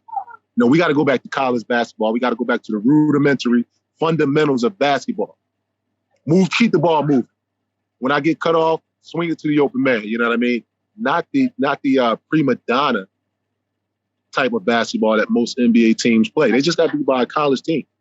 Yeah. Team playing college basketball, you know what I mean? And it's not surprising. It's definitely not surprising when you can see what's going on, and then they have a young coach who is actually one of their peers. It's kind of hard to coach your peer. Like, it's kind of hard to tell KD, okay, you know what? Enough of all the dribbling shit. Go to the post, Dirk Nowitzki, Tim Duncan, these guys, until they send a double team, and then we kicking out shoes. It's hard to tell him that when you're his peer. You know what I mean? So they just didn't get the game plan that was constructed against them, and they were actually like dumbfounded. Yeah, it's for the Nets situation, the way they've been playing all year, just give it to the best players in ISO. They never really had the concept early in the year anyway that there will be situations where we got to make sure we move the ball side to side and target the weak link on defense. And so, when Steve Nash got the job, of course, every time someone gets a job and they're not your same skin color or they're a little younger you, whatever, everybody say you're hating. But I said that was not the right fit for the Nets because, as Coach Ryan said, they looked at him as a peer. And unfortunately, if you don't go in and set the tone in terms of how you're going to run things, you're not going to be successful when it counts. Yeah. And we see right now, he could actually have tried to change some schemes in the playoffs, but it's too late. Yeah. The mindset's already set. And I want to take it even deeper, right? Because again, you did bring it to the point to where it was like, man, Steve Nash not going to be able to handle that, right? Yep. And we just listened to all of the former Coppin players and coaches talk about how Coach Brown and Coach Fang had everything. Yep. Emotional intelligence, the X's and O's, right? They had the enthusiasm, the energy. And the one thing we don't know about Steve Nash is what does he bring as a coach? Right. And now what would have happened is because before KD got hurt, he was MVP and Brooklyn was number 1 in the East, right? Everything was looking good. Harden was happy. Everything was good. And then trouble hits. Harden wants to leave because KD is out. He's hurt. He has to play without Kyrie for a couple months. And now you got to see a real coach work with trouble. Turk just said, don't talk about Tex and Coach Brown in the same conversation because Tex didn't have to deal with what we had to deal with. So now we got to see probably a year earlier or 2 years earlier in advance what Steve Nash would have to do with controversy surrounding the organization. You don't have Joe Harris, right? And now you're playing against Udoka, who has been who is probably the best coach in professional basketball right now for the last 5, 6, 7 years. And he studied and really paid his dues. So here we go. So now you're going to hear, KD, you left Golden State to go here. Maybe you were just front running. Maybe you're not as great. Guys like Charles Barkley saying all those different things. But then we have another factor with that same organization. A guy like Ben Simmons who doesn't play. Or a guy like James Harden who kind of sabotaged the Nets season.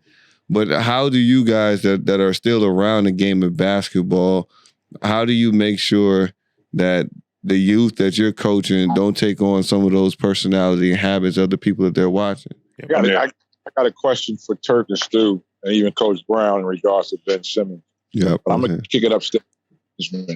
And how is it that management doesn't know that Ben Simmons has that severe injury and you make a trade for him, and this guy's supposed to be an impact trying to win a championship, and he never, ever puts on a jersey? Like, how does that happen? And Stu, Turk, Brown, doesn't matter. Somebody. Stu's not on. He had to leave, so it's just Brown and Turk. Turk, you played obviously 15, 20 years professionally. How does that happen? Okay. So for us, right, the knowledge, you asked the question, how does management not know? Well, you're talking about $1 billion organization, right? Management knows everything. Yeah. They know everything. The way they cover their butts is pretending like they didn't know.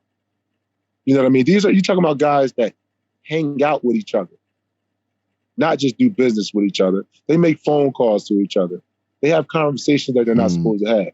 So they may have knew Ben wasn't playing, but the way they're portraying it to us is, oh, he just woke up this morning and didn't know. They may have knew all along he's not playing this season, but the way we're going to keep these tickets coming in is he might be back, he might be back, he might be back. So as long as we think he's coming back, we still think we got a chance. And now I'm going to tell you another thing. With this basketball and sports being open to legal gambling now, that throws a whole different twist on it. This is not basketball. It's $1 billion organization. Say less. As the young boys say, as the young guys say, Turk, say less. It's all about the money. No. I mean, I was on a team where Kevin Garnett was worth more than the $100 million they could pay him. And he was getting paid $200 million.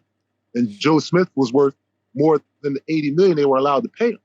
And Joe Smith was getting just north of $150 million.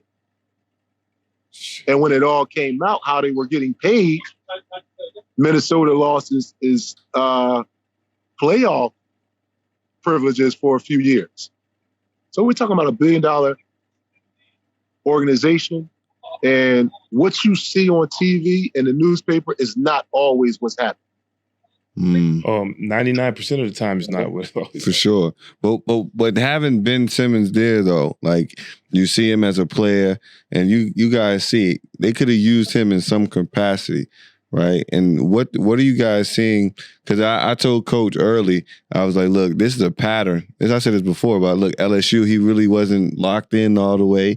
They talked about him when he was in his Australian team, but as we talked about before, Turk, when you were on the phone, guys are protecting brands these days, right? And I guess Coach Key and Coach Brown, you could talk about that because that's a new age thing.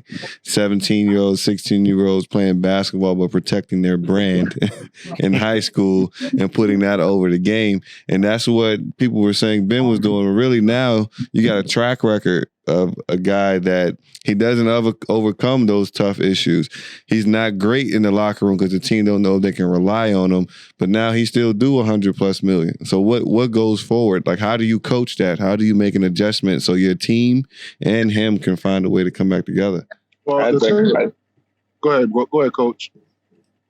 I'm old school, and I just go back to, I always thought one of the reasons why the game has changed and started with the dribble drive, and it was too much one-on-one. And I think that when these young guys got these trainers, it was just one-on-one things. They were taught how to do one-on-one things. The cone didn't play defense that they were going around. And, if I ever had thought about training people, I would have 8 people and I would do 4-on-4 because we're going to learn how to play basketball with other people on the floor. We're going to have to defend with other people on the floor. I think it's too much offense that goes on. Like Turk was saying, Coach Pop teaches defense. And if you look at Miami, they play defense. Golden State is starting to play defense, and those are the teams that's going to be there at the end. And to me, the one-on-one play, the training that goes on, the dribbling. I walk into a gym. I do some refereeing at 60-some years old, just AAU stuff. And I walk into a gym and I see a trainer with one person. And that person is dribbling the ball and then throwing the tennis ball up on the wall and catching the tennis. And I'm trying to understand that. I'm trying to understand what that has to do with the game. And maybe it does, but it's the new age thing. I grew up like on the concrete, and we played against each other, 5-on-5, 4-on-4, 3-on-3. A lot of the most enjoyment and teaching that we got at Coppin was a shell, just 4-on-4. And we would work on that maybe an hour. I ain't going to talk for 25 minutes to that hour. But you learned how to defend as a team. And I think that's missing with a lot of teams now. You look at Minnesota with all the talent that they have, and they win their games with talent, but they lose their games with defense. They just don't have that Boston mentality, that Miami mentality. And I hope to see Miami and Boston in the Eastern Final, because I think that would be a hell of a final defensively. But it's going to be just like football. It's going to be basically the defensive team that's going to win. Right Hey, now, I can talk a little bit about the amateurism of kind of what Coach is saying with that trainer thing, because I got a 9-year-old and I have a 13-year-old who's getting ready to start high school next year, and I'm watching them, and then I've been 18 years as a head coach, varsity head coach, and then I think it's my 25th year in high school sports. And the idea of this trainer thing is just the unfortunate of it is like the Joneses, you got to do what somebody else does. And people see somebody with some trainer who has no real resume, which is the other issue with the individual trainers. There's no real, it's just a guy there's a guy who actually I know who trains around here who got cut by you, Coach Julian. And because I know he got cut by you. He didn't say he got cut, but he said what year he was at TC. And I know he didn't play, but he's training all these kids. But he's training them. He's got the cones. He's got all this stuff. He's got the dribbling goggles and all that stuff. But the one thing that, I watched an hour's worth of it, and not one time was a really conversation about concepts. It's more, we're going to dribble around this cone, but it's not like, what's the second defender going to do? It's more like, all right, you get by this guy. All right. And then it ends. And then in that entire hour, they didn't talk about defense one time. There was never, any talk about, even though you're talking offense, and that's what parents, I think, are paying for. They're paying for offense. When I explain to my parents, like, no matter what, 50% of the game, you're on D. So like, if you're only practicing offense, that's not the thing, but they're not paying them. The parents are listening to just somebody. They're paying them to teach them how to dribble, like Coach said, around a cone that's not going to try to take the ball. And then that's it. They get to the game, and then they're just focusing on, did I make this many shots? Did I handle the ball? Did I do the in and out between the leg, behind the back, and then move 6 feet? Did I do that?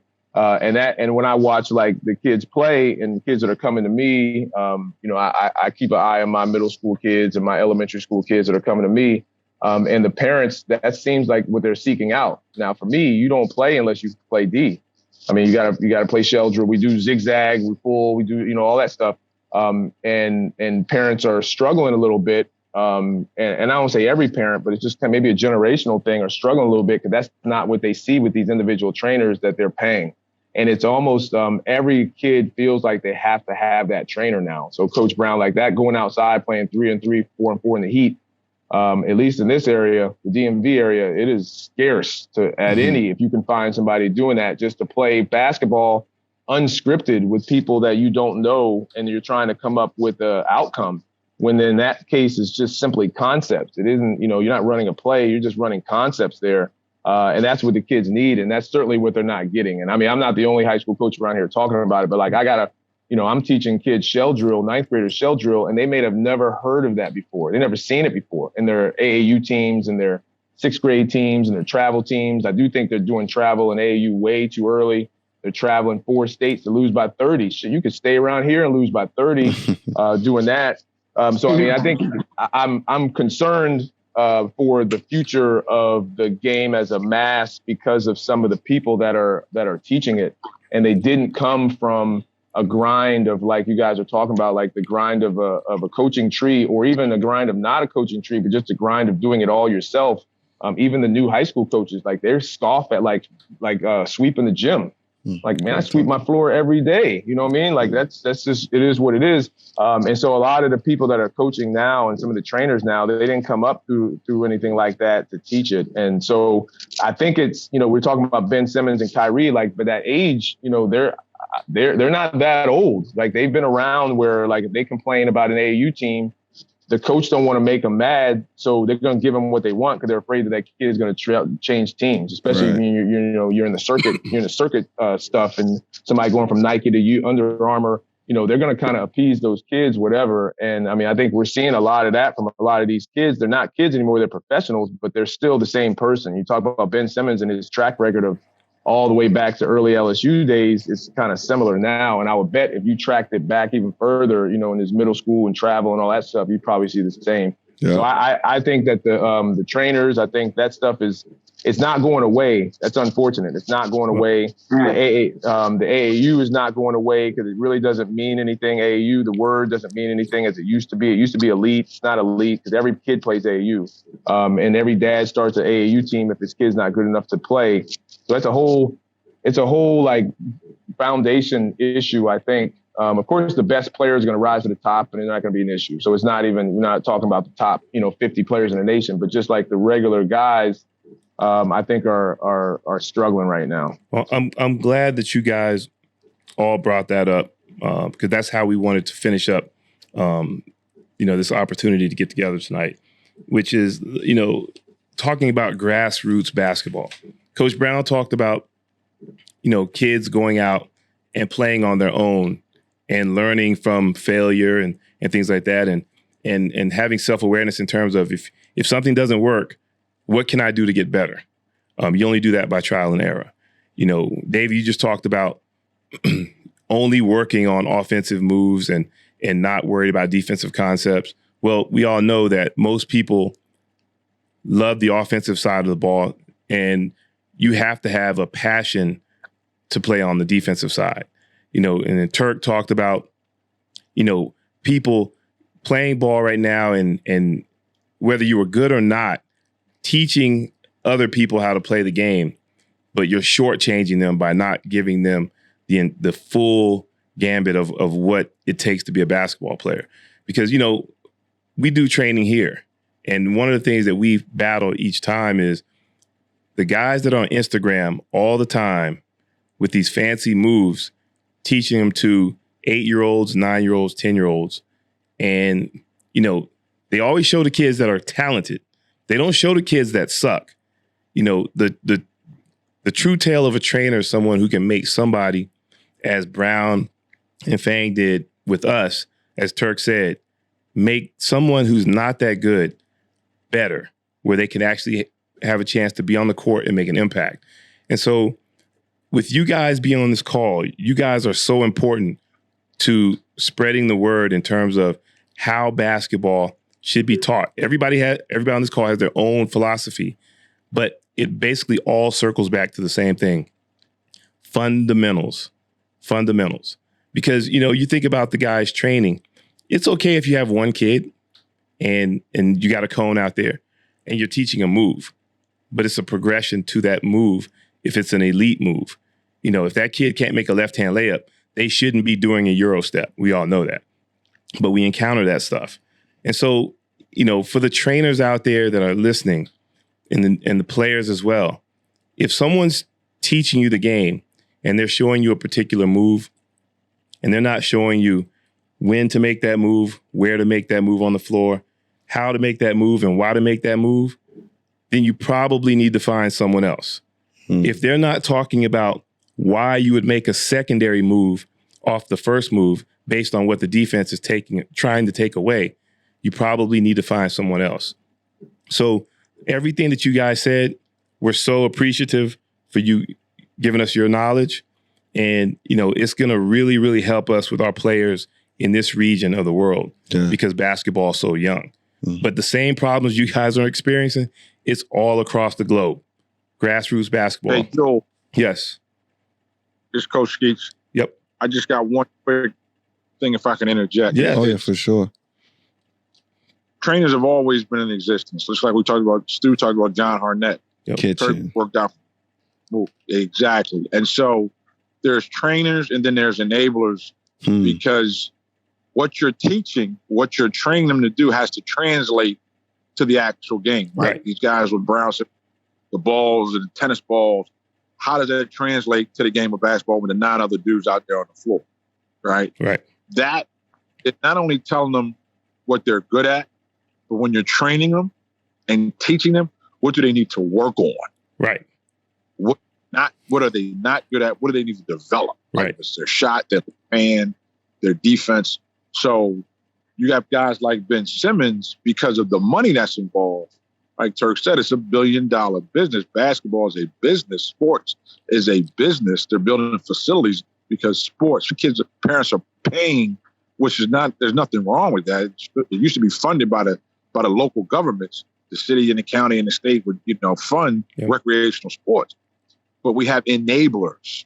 Somebody trying to get paid off a kid if he's good, don't know how to teach, and how does it translate to the actual sport, to the actual game of basketball. What you're teaching them, how does it translate, and then what do they need to get better at?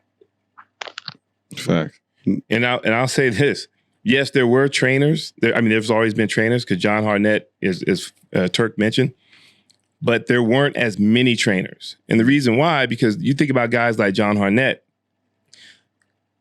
John Harnett is a guy that would open the gym, close the gym. Of course, as he got older, of course, he had somebody, because my cousin actually started working with him. But those are guys that just loved to teach the game. And a lot of the trainers now, they're in it for the money. They want to get a player that could help elevate their career. But also, it's an easier process now. As long as you can have something to present to people that's flashy, and it's what the kids want to hear, as you said, Coach Skeet, being an enabler, it's so much easier now. And so you think for every John Harnett, there's 1,000 trainers now. Now, this is where I interject, right? And this is from me from the other side. And I say this every time we get a guest on. I said it last time when Turk was on, and I've said to you all the time, basketball itself is not a sport where we're allowed to be quiet, right? You talk about it's a man's game, it's mano y mano, right? You talk about with Fang, he's going to challenge you to see if you can fit and stay here, right? Yeah. So for me, my frustration is with the OGs, right? The old heads will look at us, Coach Houston, you'll look at those trainers that are doing it wrong, and that you got it, there's something better, there's something missing. You guys got to start G-checking these people. Because if not, then all we're going to have is a revolving door of kids who aren't understanding the game. And then when they finally get to you or get around players or coaches that really, maybe they get to college and for 4 years they were in high school and relying on talent. And then when finally they get to college, when everybody's talent is the same, it's about mentally how you can prepare and apply. They can't keep up, and then they want to transfer every year. But where does it, because it's a gang of you guys. It's a lot of you OGs out here now. You got online. Chuck and Shaq do it on NBA TNT, but we need more. And maybe it's not a blatant out like, that coach, that trainer sucks. But we need to find a way for you guys to be just as visible too, because they're young. They're only gonna go as far as what they know, like you said. So think about this just now. Coach Brown just said that he goes into AAU games and referees. Right. How many of those kids playing? They have no idea. How many of those coaches on the sidelines understand the legend, the basketball? Like he forgot more basketball than I will ever know in my entire life, right? And to think about those guys, and I'm around basketball guys all the time. So we got to get the OGs to come back and feed the game. Right. That's the beauty of this. That's the beauty of your podcast. Is that just like you want players that want to be coachable, the coaches, the trainers, they need to be willing to listen and learn from a Coach Brown when Joel Embiid gets called out by Charles Barkley or Shaquille O'Neal. Be willing to, because you never stop. You're never too old to learn. You're never too old to grow. At the same time, if you're young and doing it, you don't have the experience, and you can't Google experience. You have done it, like Coach Brown, to your callers and your people that's listening. You can't go online and have the success of a Coach Derek Brown for 30 years in the business. You have to actually do it. You have to put the time and energy and be willing to learn. And just like you want players that are coachable, that want to develop and get better, you have to have trainers out there that are willing to listen when an OG like Coach Brown walks in the gym with a striped shirt on and says, "That's not a foul." Yeah. As simple as that. In terms of what Coach Ryan is saying, in terms of interjecting, we don't have time because we're so focused on our particular craft and our guys that we don't have time to waste our energy trying to, derail someone else training the wrong way. But I think what Coach Ryan is saying, because he's always on my ass about this, what he's trying to say is the guys like you, Coach Brown, Skeet, Coach Houston, everybody on this call, we can do a better job, even if it's only 10% more of being maybe a little more visible, maybe a little more vocal, just because the times are different. Back, 20 years ago when there wasn't any social media, then you kind of, if you didn't know anybody, you had to do what Coach Brown said. You got to go to coaching clinics. You got to invest in yourself and spend your own money to go get better as a coach, to go get better as a player. But now we have access to more stuff where we can be a little more visible. And so even though there's a market for the trainers who have kids that only want to score 50, as opposed to the market where you're in right now, where you're teaching kids to play the right way in a setting, in a real system.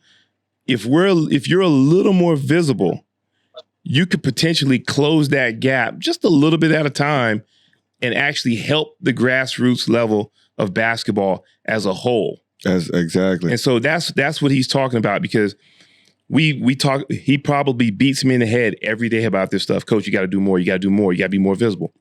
And I'm like, we got a job to do. We're running a business, but he's like, it's 10 minutes out your day, coach. And so he's right. And so all we're saying is that for all of us on this call, we have so much to give that we owe it to the guys coming up to actually put it out there a little bit more. Whether they take it or not, so what? Yeah. But we need to put it out there. And think about it this way. All of you guys would probably say between that, there was a golden era of basketball, right? You guys might have said it was for college basketball, it was the old Big East time, right? And what I would say is basketball always reflects the coaches.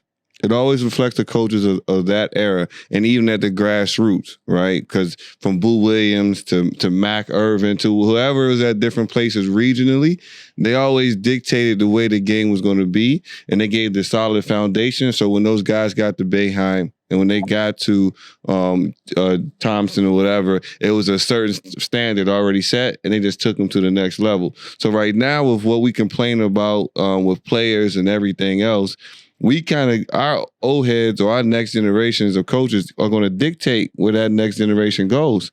And so how do we, because right now Coach sends me a video every day of somebody doing some wild training stuff, right? He's like, yo, why is this always popping up on my timeline? And if it's popping up on his, that means there's probably 2 million kids that just seen the same thing and want to go and get that. But how can we make, all right, they get 10% of that, but how can they get 20% of what Turk got to say, what Coach Skeet got?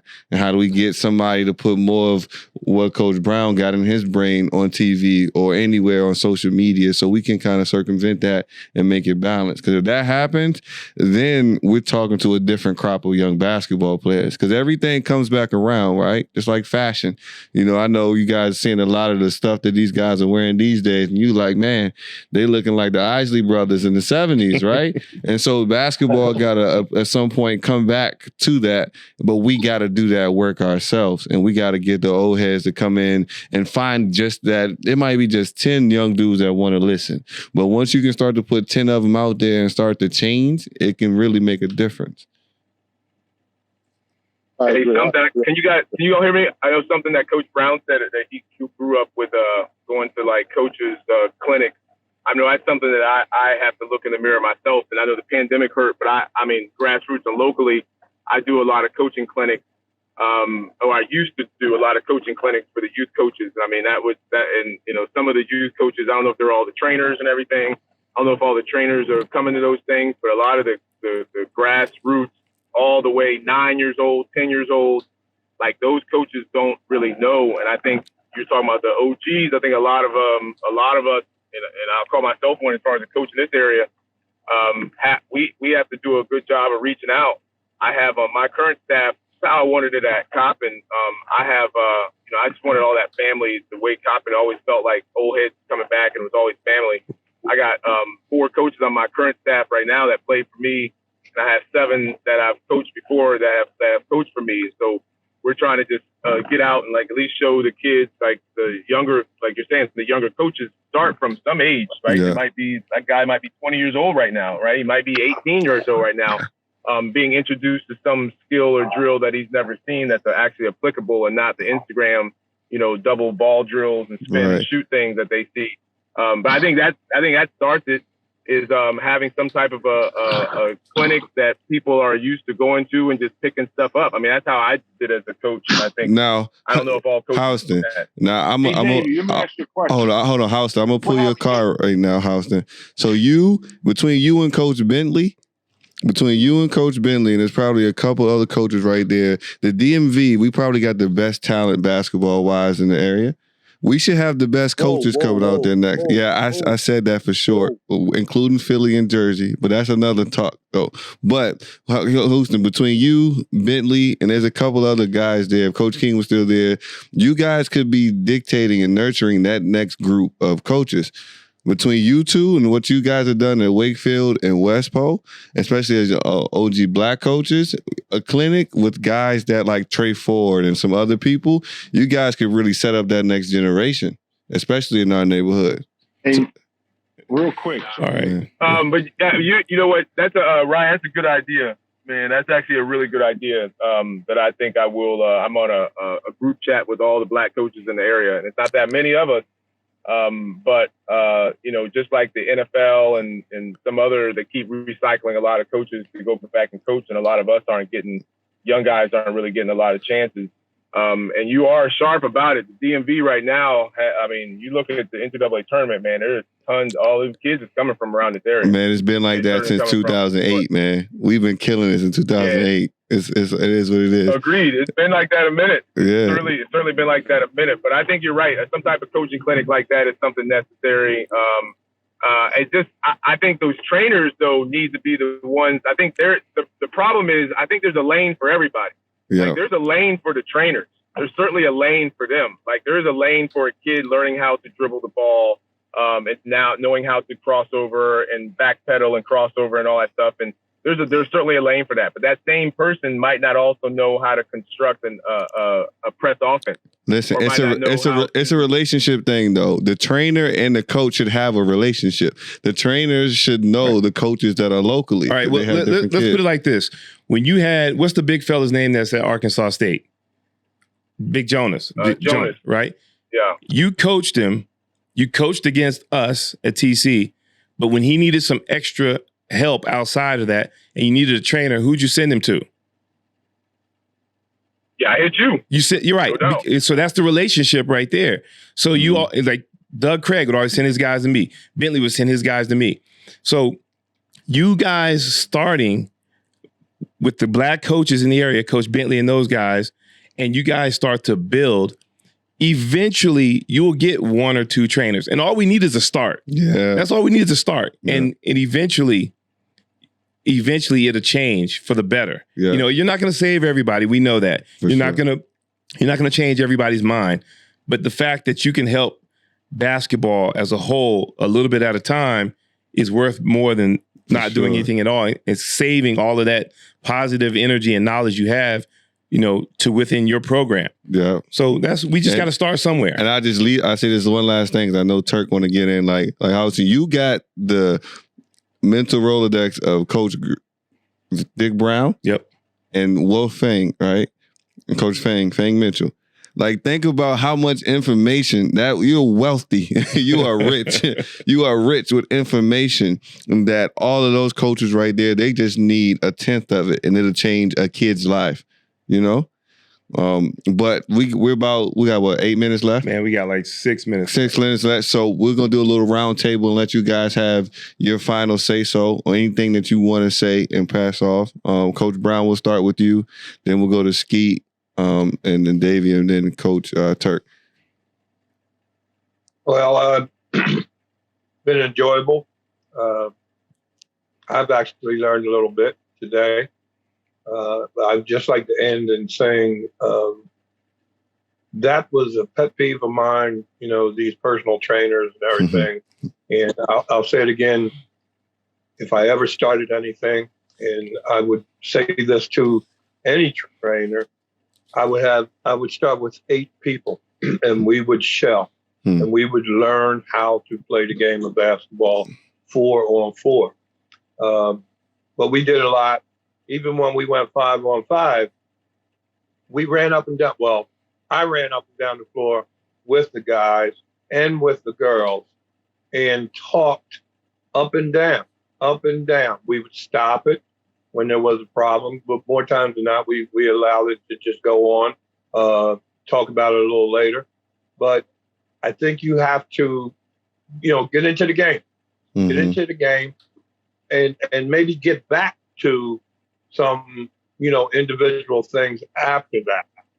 I think teaching as a whole, at least on the girl side, really helped me more as far as being successful on the girl side. And then go back to the individual things after that. So 4-on-4, that's my thing right there. I just want to end on that.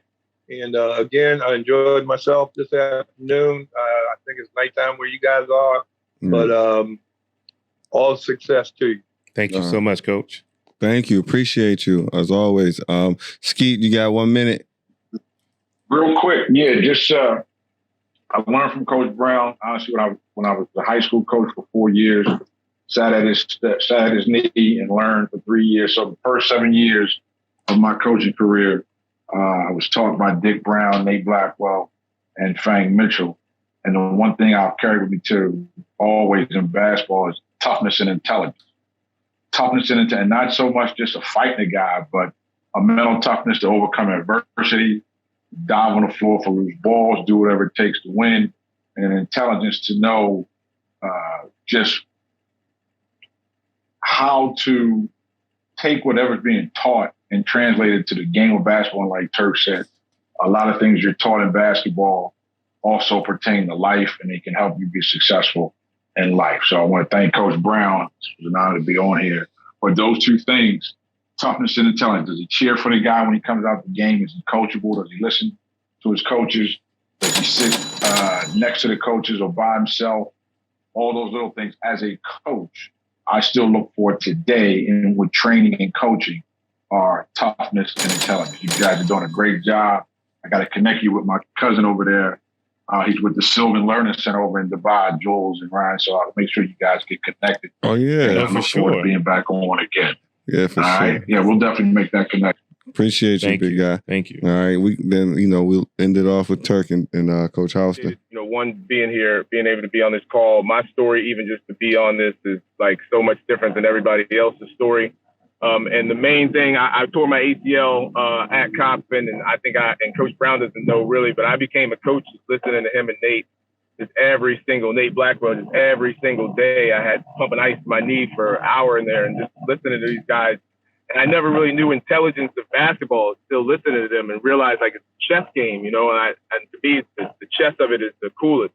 But just being there and seeing like, they're talking about this, our weight room. Our weight room was a closet.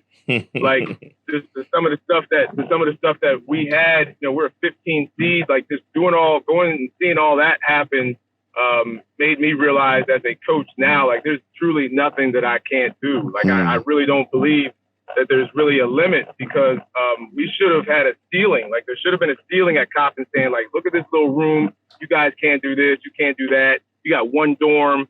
That's it. And like, we're battling, 50,000 student schools, and it shouldn't have been that way, except for these guys that were leaders. Like they didn't have a ceiling. They had it and kind of let us know we could be whatever we want to be. And I took that forever, and I try to pass that on to my guys, just in life, there's going to be ups and downs. It's going to be tough. I certainly didn't expect my story to end up the way it was. But I thought through it. This is what it is, and you can cry about it or you can keep it moving. So I just think my experience at Coppin and around these legends, how lucky am I to have been around really true legends, like, not just players and coaches, but these players too. I watched Turk work out, and he was just different than everybody else. And when I see people that are just different, it's not necessarily something wrong. It's maybe they're different because there's a reason for that. Fang was a different cat. And I'll leave this last story that Coppin people understand. So I didn't know how much I really took from Fang, but I heard recently my players was talking about how hard it was to get gear from me. And like I got t-shirts all over the place, and like I guess like I don't really get that up too easy. And when I heard them talking, I chuckled inside because you know, Ryan, for those of us that went to Coppin, know it was like a 007 mission just to get a T-shirt from Umar, just to get like if you could get a pair of shorts. Oh man, it was just, and Fang I finally got in that room and it was like wall to wall clothes. I heard. So hard to get it out, but I just didn't realize how much influential, how influential they were to me, and all you guys were too. So thanks for having me. You know, I'm proud at 18 years as a head varsity coach of a program to say, you know, that I got my wings at Coppin. So appreciate y'all having me. Salute. Thank you, man. We appreciate it. And I'm going to have Coach check back in on you in like 2 or 3 months to see if y'all got the coalition together. And, I'm going to call Bentley tonight. Yeah. Pressure on him too. Yeah. Got it. Yeah, because that's a good idea. Right. Turk, it's on you. That's our honorary third member right here. Well, a lot of people throughout this evening have given me credit and gave me praise for a lot of things, and I don't accept none of it. The credit is not mine. I'm nothing. We all are just a drop of water compared to the ocean. You know what I mean? So the credit all the credit goes to God. All the glory goes to God. Without God, none of this is possible. Sure. You know what I mean? Because I remember some days I wanted to end it all. I didn't want to be a part of basketball or coaching or anything. And I had to go back to that foundation of God. You know what I mean? And say, well, what if this is what God has for you?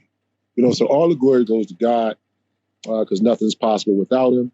And to the listeners out there, the young listeners, the parents, the trainers, greed, worry, fear, and God, those all can't exist in the same heart. You know what I mean? So a lot of my foundation was based on, I got through it all because for a long time, somebody was praying for me. And when they weren't praying for me, I started praying for myself.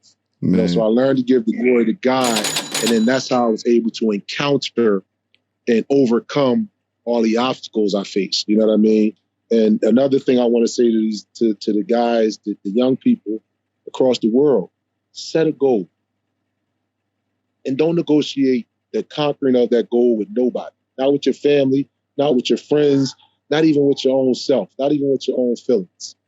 And that's how you become successful in this world. You give glory to God, you set goals, and I know y'all said I can't curse, but they ain't gonna understand me if I don't curse.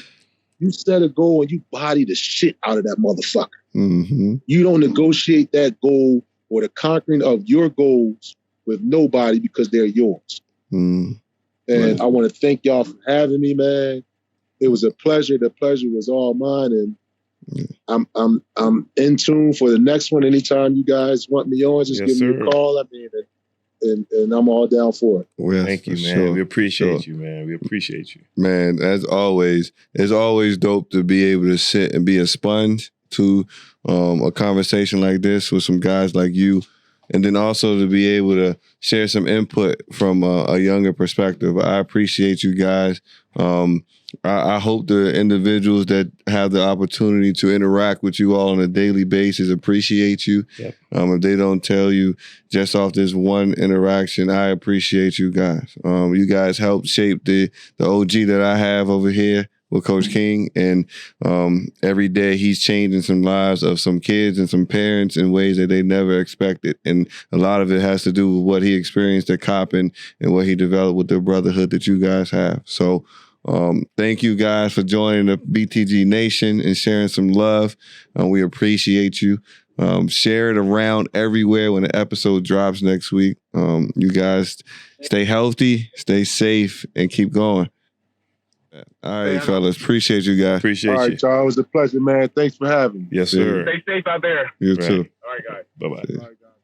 Man, another episode, a surprise one because I thought I was taking all of Ramadan off, but it has been great so far. You guys know we're not even going to make it anything crazy because this is one of those special edition episodes. We'll be back to the regular schedule program. We covered a lot. Eid. We covered a lot. So you guys got some food to sit on and eat.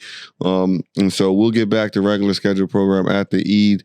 To all of my brothers and sisters of Ummah, keep pushing. We're almost there. OG, post-game wrap-up. Man, based on some of the things that we talked about today, we had a lot of guys on that call with a wealth of experience. playing, coaching, teaching, and you see that some of us haven't talked in a long time, but it's like when we get together, it's like we never left, right? And so it's going to be an argument that we're going to probably have to the end of time in terms of making sure these guys, myself included, and you, pass on any positive information we have. So if you have any positive information that can help somebody in terms of basketball, in terms of their life or whatever, whether they receive the information or not, if you don't give it, then you're part of the problem. So if you have something, don't keep it bottled in. Share it with somebody because somebody's going to want it. Somebody's going to use it. You know that gym that Skeet gave? Yeah. You can't Google experience. Yeah, man, that's awesome. I'm writing that on the board. You can't Google experience, right? I'm short and sweet. The best things in life are on the other side of fear. Yeah. We're speaking from experience. Yeah. The best things in life are on the other side of fear. So make that leap. And as always, BTG Nation, like, follow, subscribe. If you are in Dubai, UAE, Hoop Mountain Dubai, Hoop Mountain DXB. And as we always say, as we let the smooth tunes of Willie Ways lead us out, keep going, keep it real, and keep it simple. No, it's keep it simple, keep it real, and keep going. Look, I'm losing my touch. Player and coach, the brother to brother.